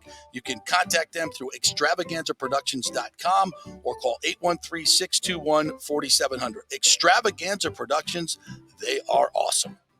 During COVID, over 1.7 million people were added to the Florida Medicaid rolls, but as of April 1st, 2023, most of these people may not be eligible for the Medicaid coverage and will lose their health plan. If you have been notified you are losing your coverage, don't freak out. It's very likely you can apply for a federal subsidy under the Affordable Care Act. Just call 877-652-0244. Our representatives will walk you through the whole process, get some basic information on your income, number of kids, and then they'll find a plan that best fits your needs. In fact, with the new laws, 90% of Americans qualify for reduced or free health care. You can select great plans like Florida Blue. That's my carrier. Love them. Paying $800 left after making the call. 877-652-0244. Our highly trained professionals know all the intricacies of the new laws. They will do all the work. You save tons of money. So if you're being dropped from Medicaid, fear not. Call 877-652-0244. Get real health insurance, free doctor visits, free blood work, no deductibles. 877-652-0244.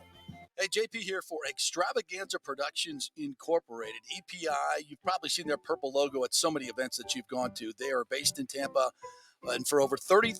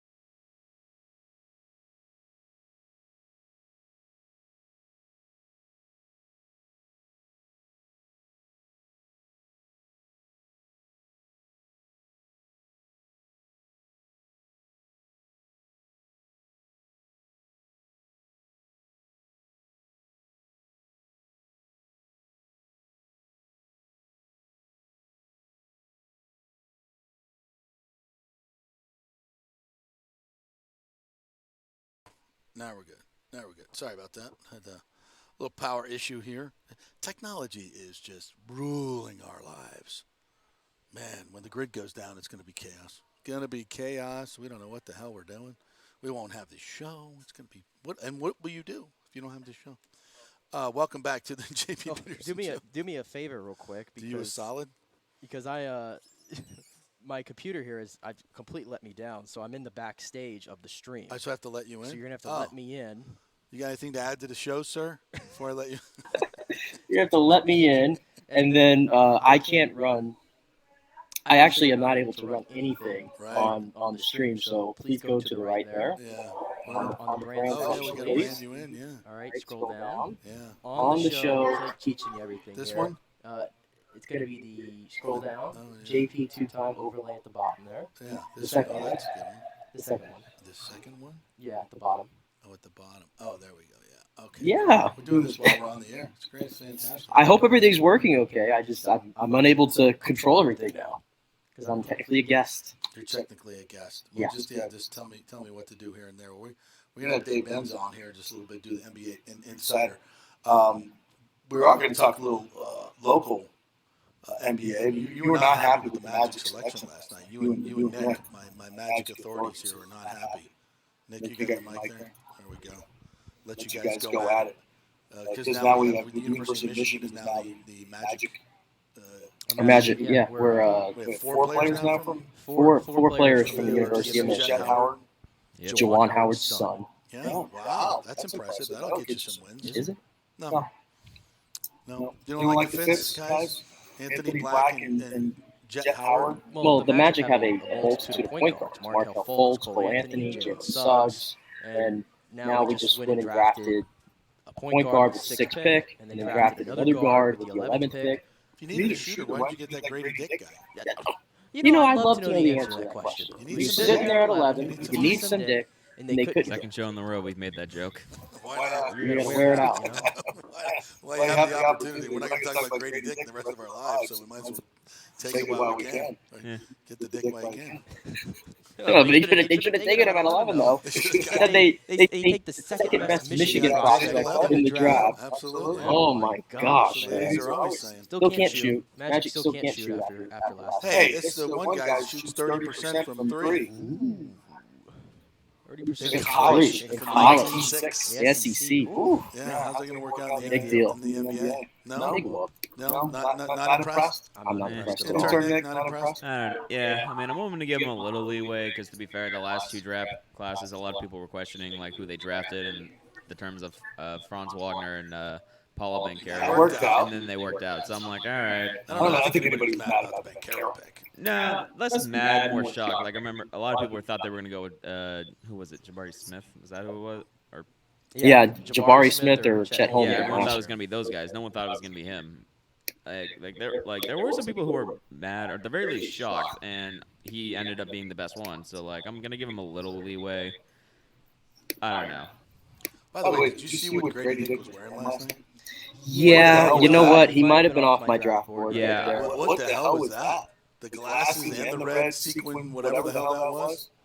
That was Looked like one of those pillows that, like, you know, have like the like glitter-looking things that you like push up and down to give you different colors. That's what it looked like. I seen curtains like that in a strip joint, but other than that, Where did these guys go to get those suits? That's what I want to know. Not Bespoke & Company. My good friend David Kahns, who was over at the box the other day, teaching guys how to dress the right way, professionally, not like that silliness, but yeah. I don't know. Maybe I'm just in a better mood about the whole thing. Dick can shoot. Dick can fill it up. Well, okay.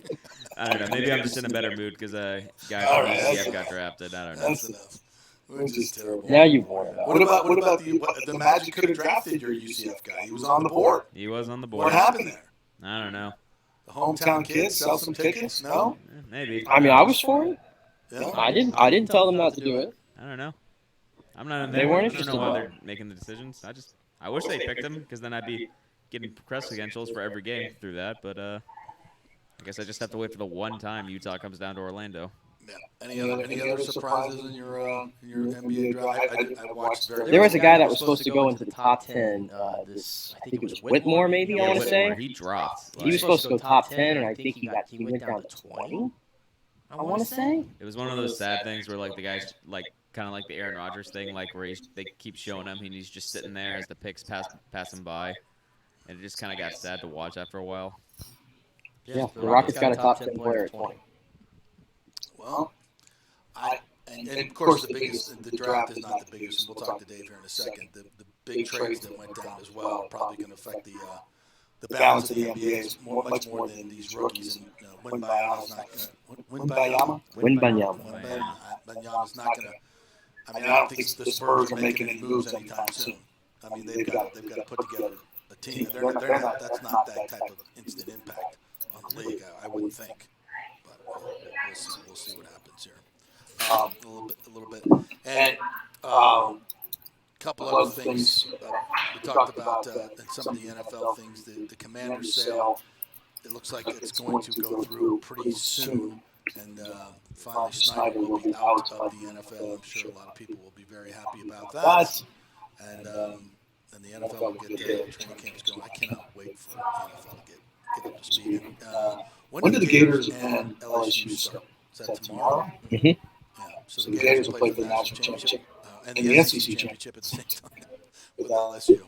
So yeah, it just means more. That's all there is to it. It just means more in the SEC. They win just about everything, don't they? Absolutely crazy. All right, I'm looking for our friend Dave Benson to jump in. We'll add him to the stream when he's ready. Not quite ready yet. So. We can take a quick break if you'd like. Yeah, we can take a quick little break, come back. All right, quick little break. We'll come back with Dave Benson, our NBA Insider, and we'll talk about some of the trades and everything else that's going on. And Chris Lugo will join us at 11:45 to talk a little bit of fitness for you guys. If you have any questions for the doc, let me know. Put them in the comments, and we'll get them to them. Quick break. Back in 3. Stay with us.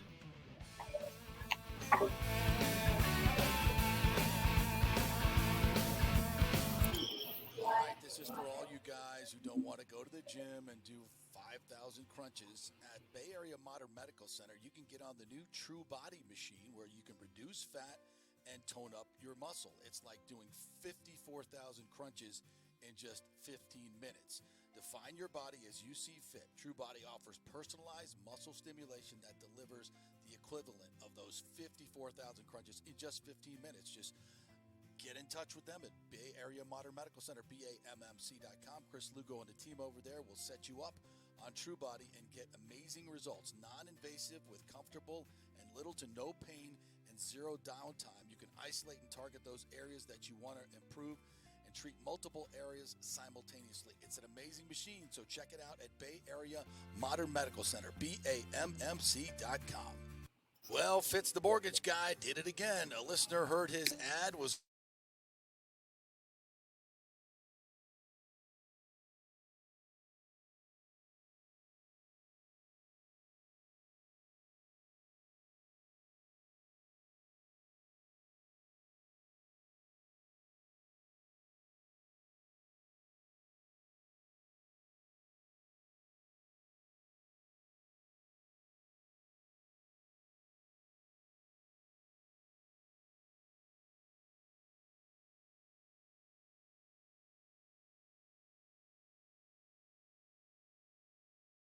for me, done thousands of loans for local folks here, works with a lot of the coaches and players in the area.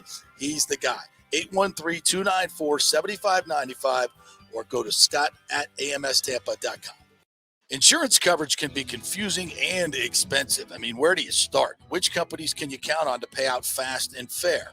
Well, call the great folks at Italiano Insurance. It's a family-owned business. Jeff and Nat Italiano are carrying on the 60-year-plus tradition of giving amazing customer service and giving back to the community through their annual backpack drive for needy students and their support of the local pediatric cancer patients. But it's the customer service that sets them apart. They can shop all your insurance needs and save you big time money. Don't hop on the internet and waste time looking at some bogus reviews. Talk to knowledgeable agents and not some voice-generated robot. These are confusing times for homeowners, and Italiano's team of experienced professionals can provide the right coverage for every situation: home, auto, business, life. It's Italiano for all the pieces of your life. Call 813-877-7799 or go to italianoinsurance.com. Let's go. Right now. Back to the show with JP on FanStream Sports. All right, welcome back to the JP Peterson Show. We thank you guys for joining us here. We're going to talk a little NBA basketball now with our good friend, NBA insider, longtime voice of Minnesota Timberwolves and the PPL. Great Dave Benz, who joins us here from, wow, what is that? What is that backdrop there? Where are you, my friend? I'm in Beverly Hills. Oh my God! Look at you flexing, bro. That's fantastic. Yeah. The last time I was at my sister's pool in Orlando, so I just I upgraded a little bit better pool here today. So where is what is that? The rooftop? I think I've been to that. Is that the rooftop bar at the hotel?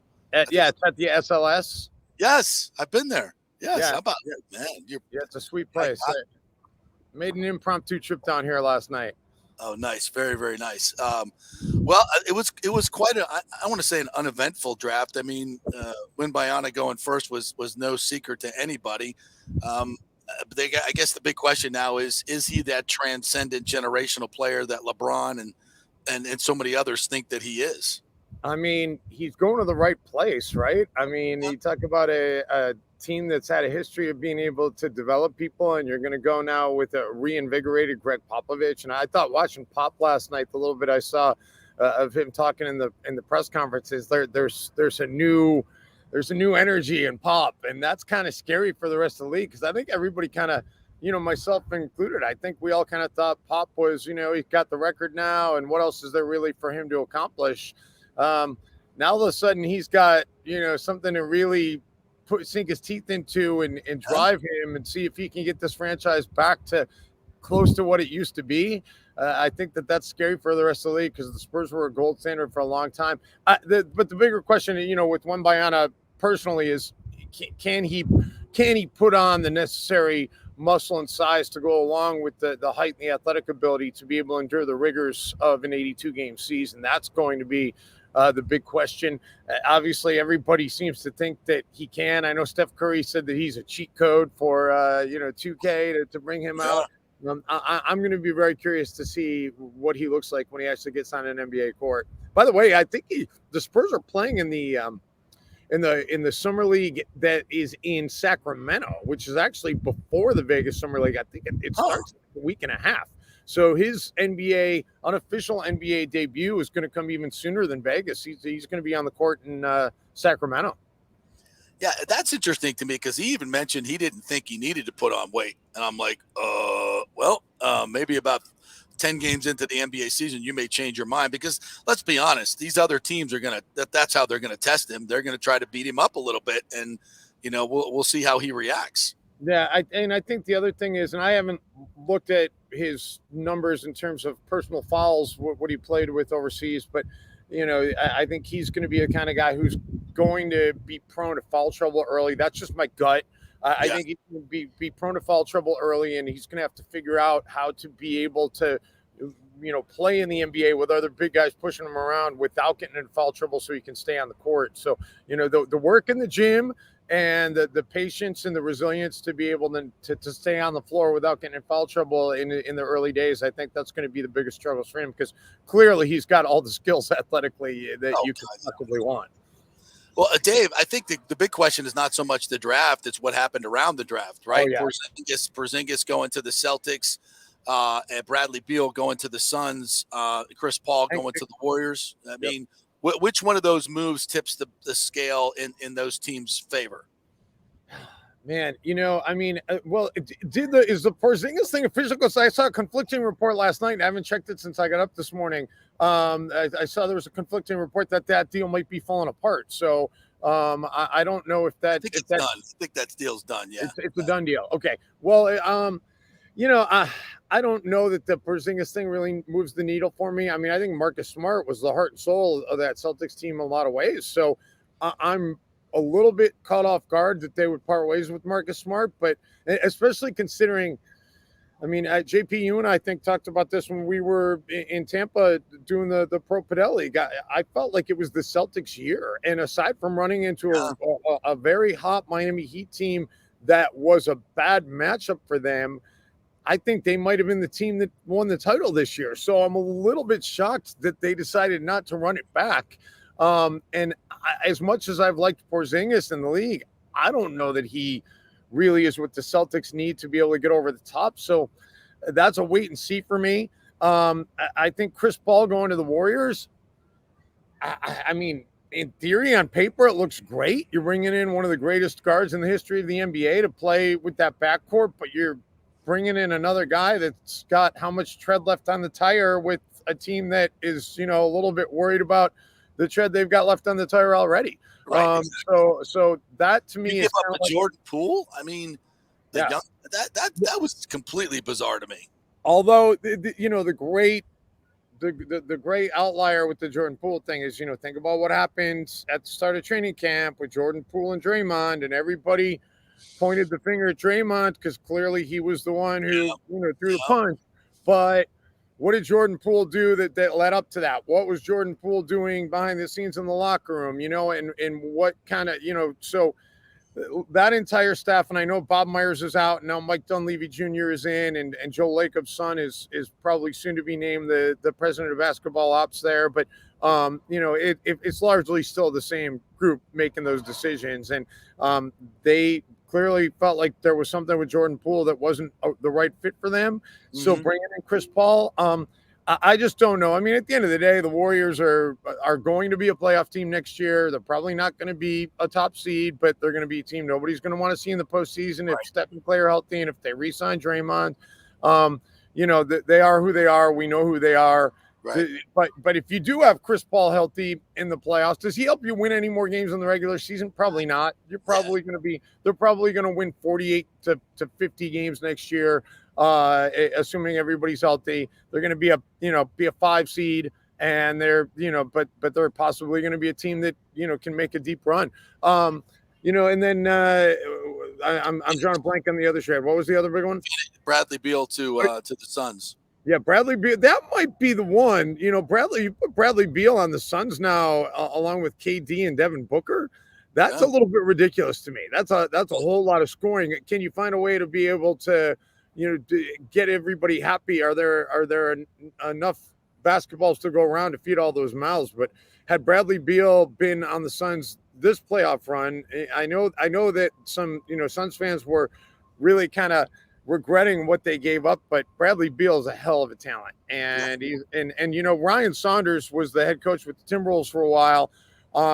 Prior to being with the Timberwolves, he was actually in Washington, and he worked with Bradley Beal and kind of helped Bradley Beal become the player that he is. And I've had a lot of conversations with Ryan about Bradley Beal. And I mean, you talk about a guy who's just a tremendous worker, wants to do whatever it will take to be a winner and be able to make his game better. So yes, he's going to want the ball. He's going to want his shots, but he's also going to go there wanting to win.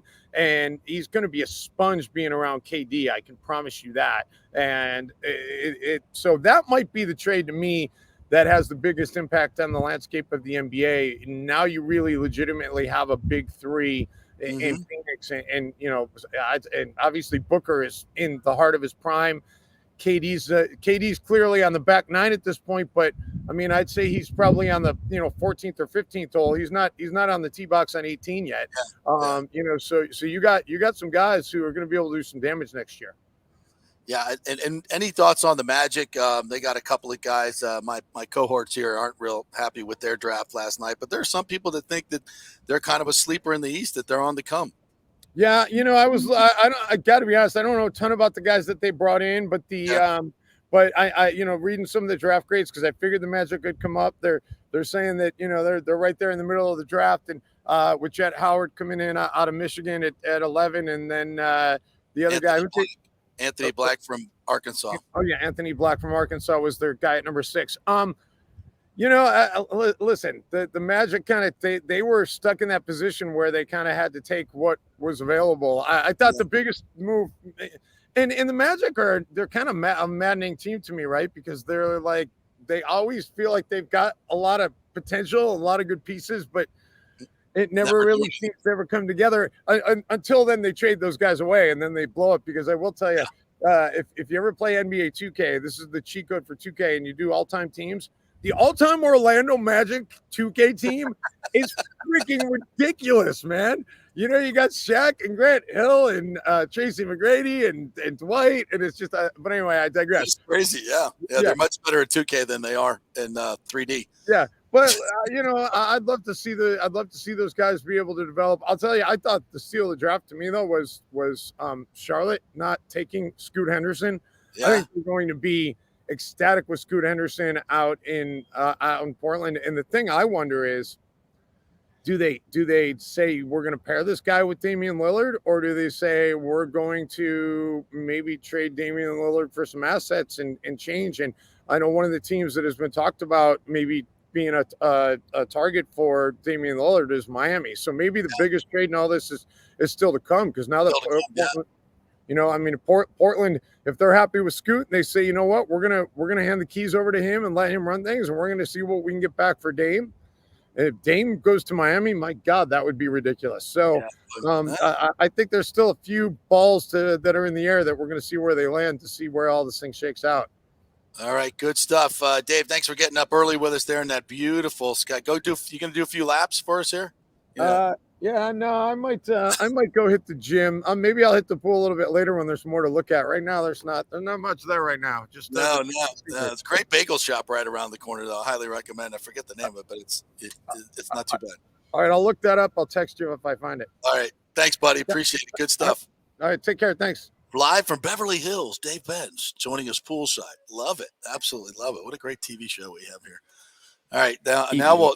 By the way, he wasn't joking. By the way, that Magic team on 2K is cracked. Penny, Grant Hill, T-Mac, Shaq, Dwight Howard. It's cracked. The amount of talent they've had and let go away. I know, right? Wow, heartbreaking. It's heartbreaking. Nick Anderson, don't forget about Nick. Yeah, the 95 finals broke his career. Yeah, that's for sure. All right, well, let's welcome in our good friend Chris Lugo from Bay Area Modern Medical Center, who is definitely not poolside in Beverly Hills. I don't know why you got to. There's no talent here to look at. I'm sorry. You're a very handsome man. Come on now. All right, it's great. It was great to see you this morning, but it's even better to see you yesterday. Yeah, thanks. I went through the Bay Area Modern Medical Center initial consultation for primary care, and you spent an hour and 20 minutes with me, which is far too long for anyone to spend with me personally. But that's what you do, right? That's what you do with your patients. So, and I thought it was fantastic. It was very thorough, and it wasn't just about what's wrong with me. It's how everything can become better. So I thought it'd be a good time to kind of talk about your philosophy, how you approach things vis-a-vis traditional Western medicine, and probably about 90% of the people watching this do their primary care. I think a great point to begin with is the number one killer in America, the number one killer in the world is cardiovascular disease. It's also 90% preventable. So that's a big thing. So Western medicine, hey, you've got this, I want to give you that for it. They want to wait till after something's happened in order to start treating it versus, hey, I get Nick Gettison here. Let's go ahead and start treating it now so Nick doesn't have that event when he's 65, 67, 80 years old. Let's prevent it from happening. Yeah, so preventative medicine. Tweaks. Yeah. And that starts with what? Diet? Diet and exercise. That's the big thing that everyone forgets about. And you've got to put time in the gym. Yeah, you've got to do the hard work, as Tom Brady, all the GOATs would tell you. You got to put hard work in order to achieve those benefits. This is nothing different. The issue is where Western medicine manipulated in the sense that everybody wants that quick pill to take instead of having to do the hard work, right? Because triglycerides are 75% diet preventable, staying away from processed carbohydrates, 25% in the gym. And then apolipoprotein B, which is actually the culprit we're looking at today, not total cholesterol, that's antiquated. That's 75% getting in the gym and doing the workouts, 25% diet. So you got to have that yin and yang. You've got to put the time and effort in. And when you talk about the diet, you gave me the big seven, right? What are the big seven to stay away from? Yeah, so rice, pasta, breads, okay, cereals of any sort, including oatmeal. It's not your friend. Don't let Quaker try to sell you on oatmeal. That was a terrible study from Africa. That was beside the point. Potatoes, right? We're a steak and potatoes country. No potatoes. Sugar, sugary drinks, alcohol, and chips. Look, I joke around. I tell patients all the time, look, I drill up in Stark, Florida. There's nothing in Stark, Florida, but we have Laredo's Mexican restaurants. So once a month when we're up there, the guys in the unit, we will go to Laredo's and we will kill some chips and salsa. It's once a month we're doing it, though. It's not like we're eating it week in, week out, eating chips and salsa, right? So it's just, hey, those are treats that we should be getting a couple times a month, and not something we're doing several times a week. Nick? Sorry, Nick.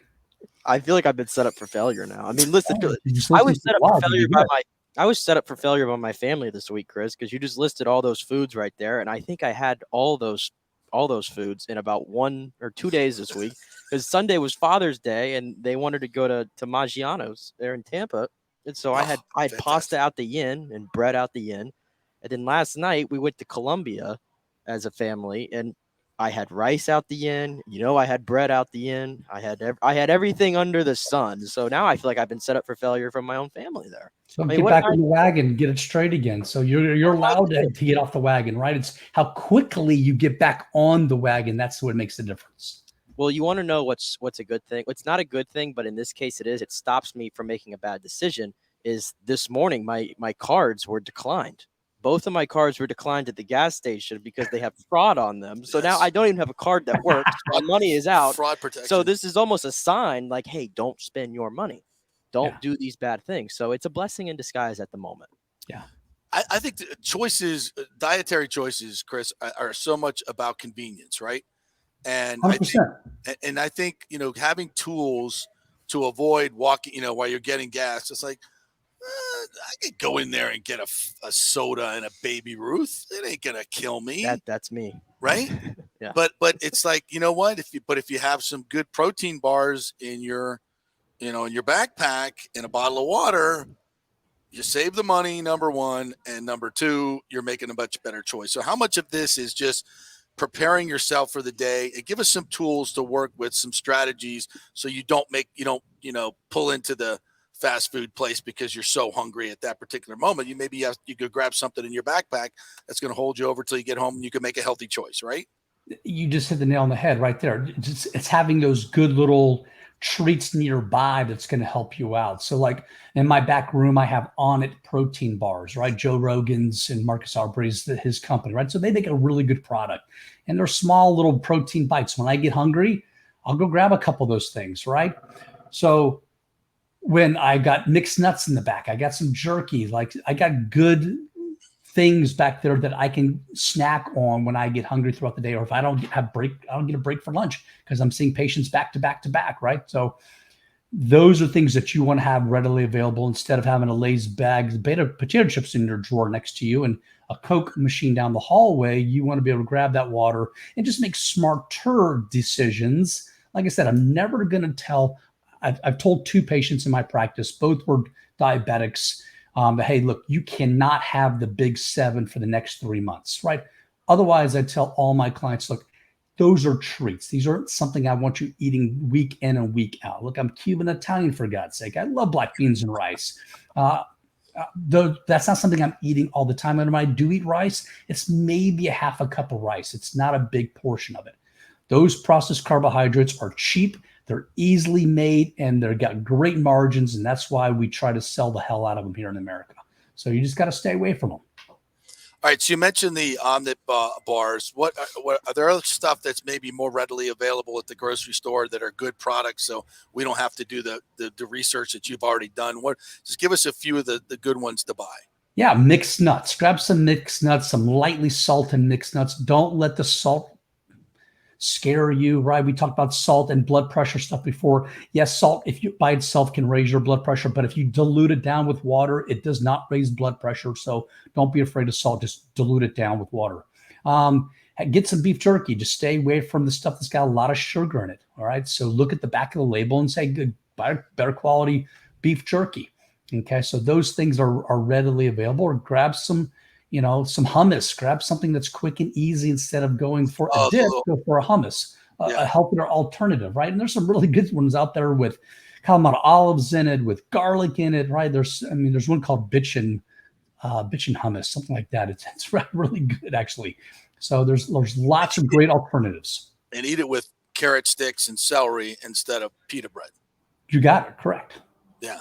All so there's long. People may be listening to this going, I'm not eating that, but I'm telling you, I had a little moment with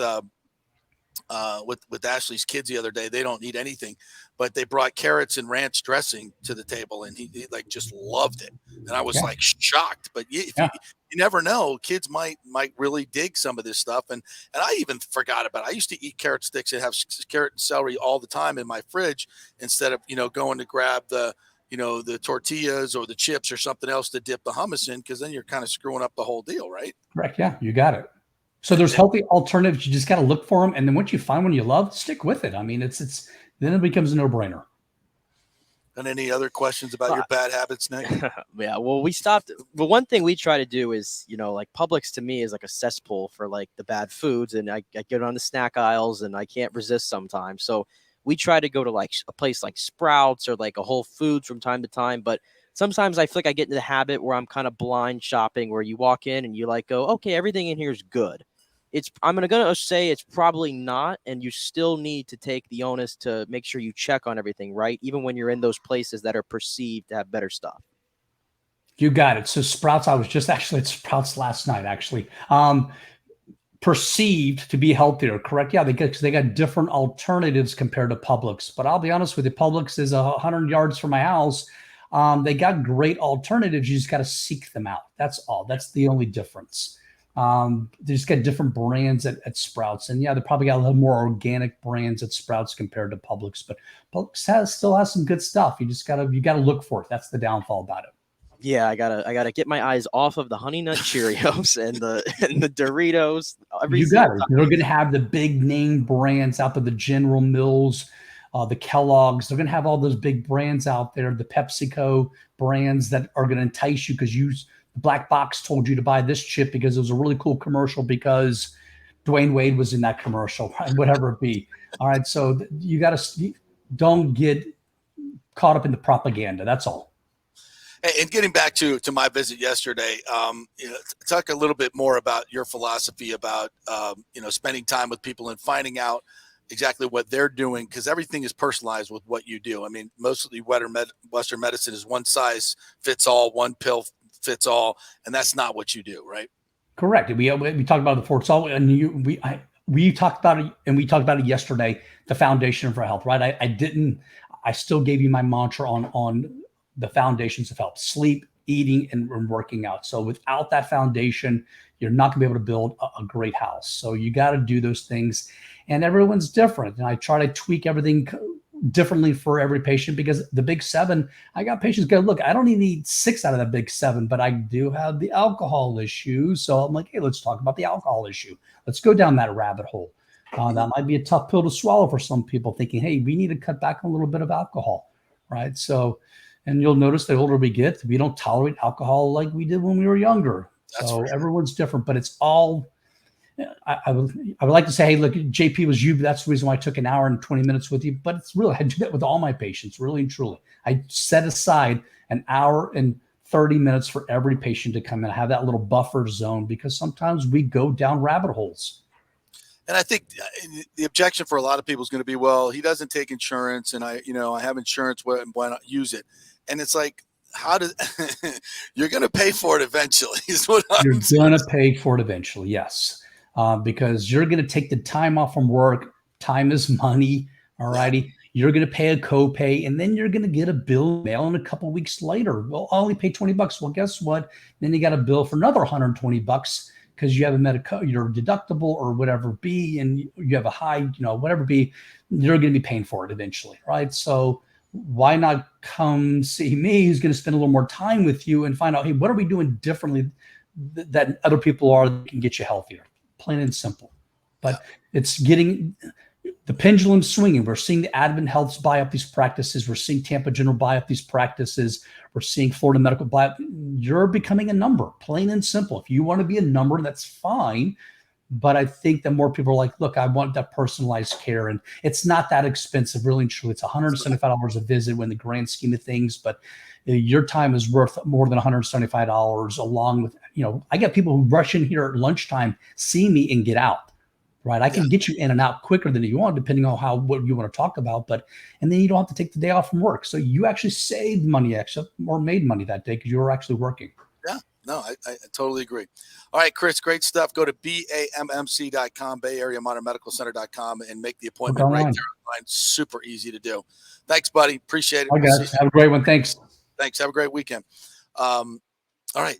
Interesting show, interesting week this week, and we'll put a bow on it today. We started this show talking about Wander Franco and telling everyone, if you think this is just, a small thing, it is not. He is the cornerstone of the franchise. This is not the beginning of the process. This has been a long time in the making to sit his butt down. And we just hope he responds. Yep. We hope he responds. Hey, by the way, before we go, what do you think the score was last night? The score was in the softball. Oh, we didn't talk about that. Real quick. What'd you think? 17-4. Wow, you're really close. What was it? You lost 21-2. Oh, yeah. Yeah, I've had my ass beaten like that many times. It was not fun. It's not. It was brutal. Yeah. And by the way, you remember how you talk about, you made fun of me for being right field and all that, every batter in that lineup hit righty. And in the first inning, I'm like, oh, okay, I'm going to have a nice, easy night tonight. Nope. Every ball. Bunch of old heads that knew how to hit to the opposite field. Oh, yeah. Oh, yeah. Everything. They wear your ass out. Oh, yeah. I was huffing and puffing out there. I mean, and only like 3 of them I actually were able to were fly balls that were in my vicinity that I could catch. Everything was towards the line in the gap. I mean, it was just crazy. It never ended. Not by accident. And they hit 4 home runs over my head that I just had to watch. They maxed out as many home runs as they could hit. They get to a point where if you hit too many home runs, the next one you hit is just an automatic out. Yeah. And they did that when they all started batting lefty. Oh, they embarrassed you. They started batting lefty in the last inning, and the guy still hit a home run. Not even trying to. Well, our team used to do that. We are out of our depth. Yeah. And then we just and then you have to start hitting singles. It takes a whole different swing. Oh, my gosh. Yeah, done that. Been there, done that. All right. Well, sometimes the old heads know what they're doing, buddy. Yeah. Sometimes, a little bit more than you youngins. Oh, I wish I had been there to see that. All right. Big thanks to Dave Benz, Chris Lugo today, and Jeff Attinella going into the USF Hall of Fame. Congratulations to you, Jeff. Great stuff. If you like soccer talk, go back and listen to that. We had a great soccer talk. A lot about U.S. men's team, the Rowdies, everything. It was a lot of fun. Guys, have a great weekend. Hopefully, Wander will be back tomorrow, and all this will be passed, but I have my doubts. Have a great weekend, everybody.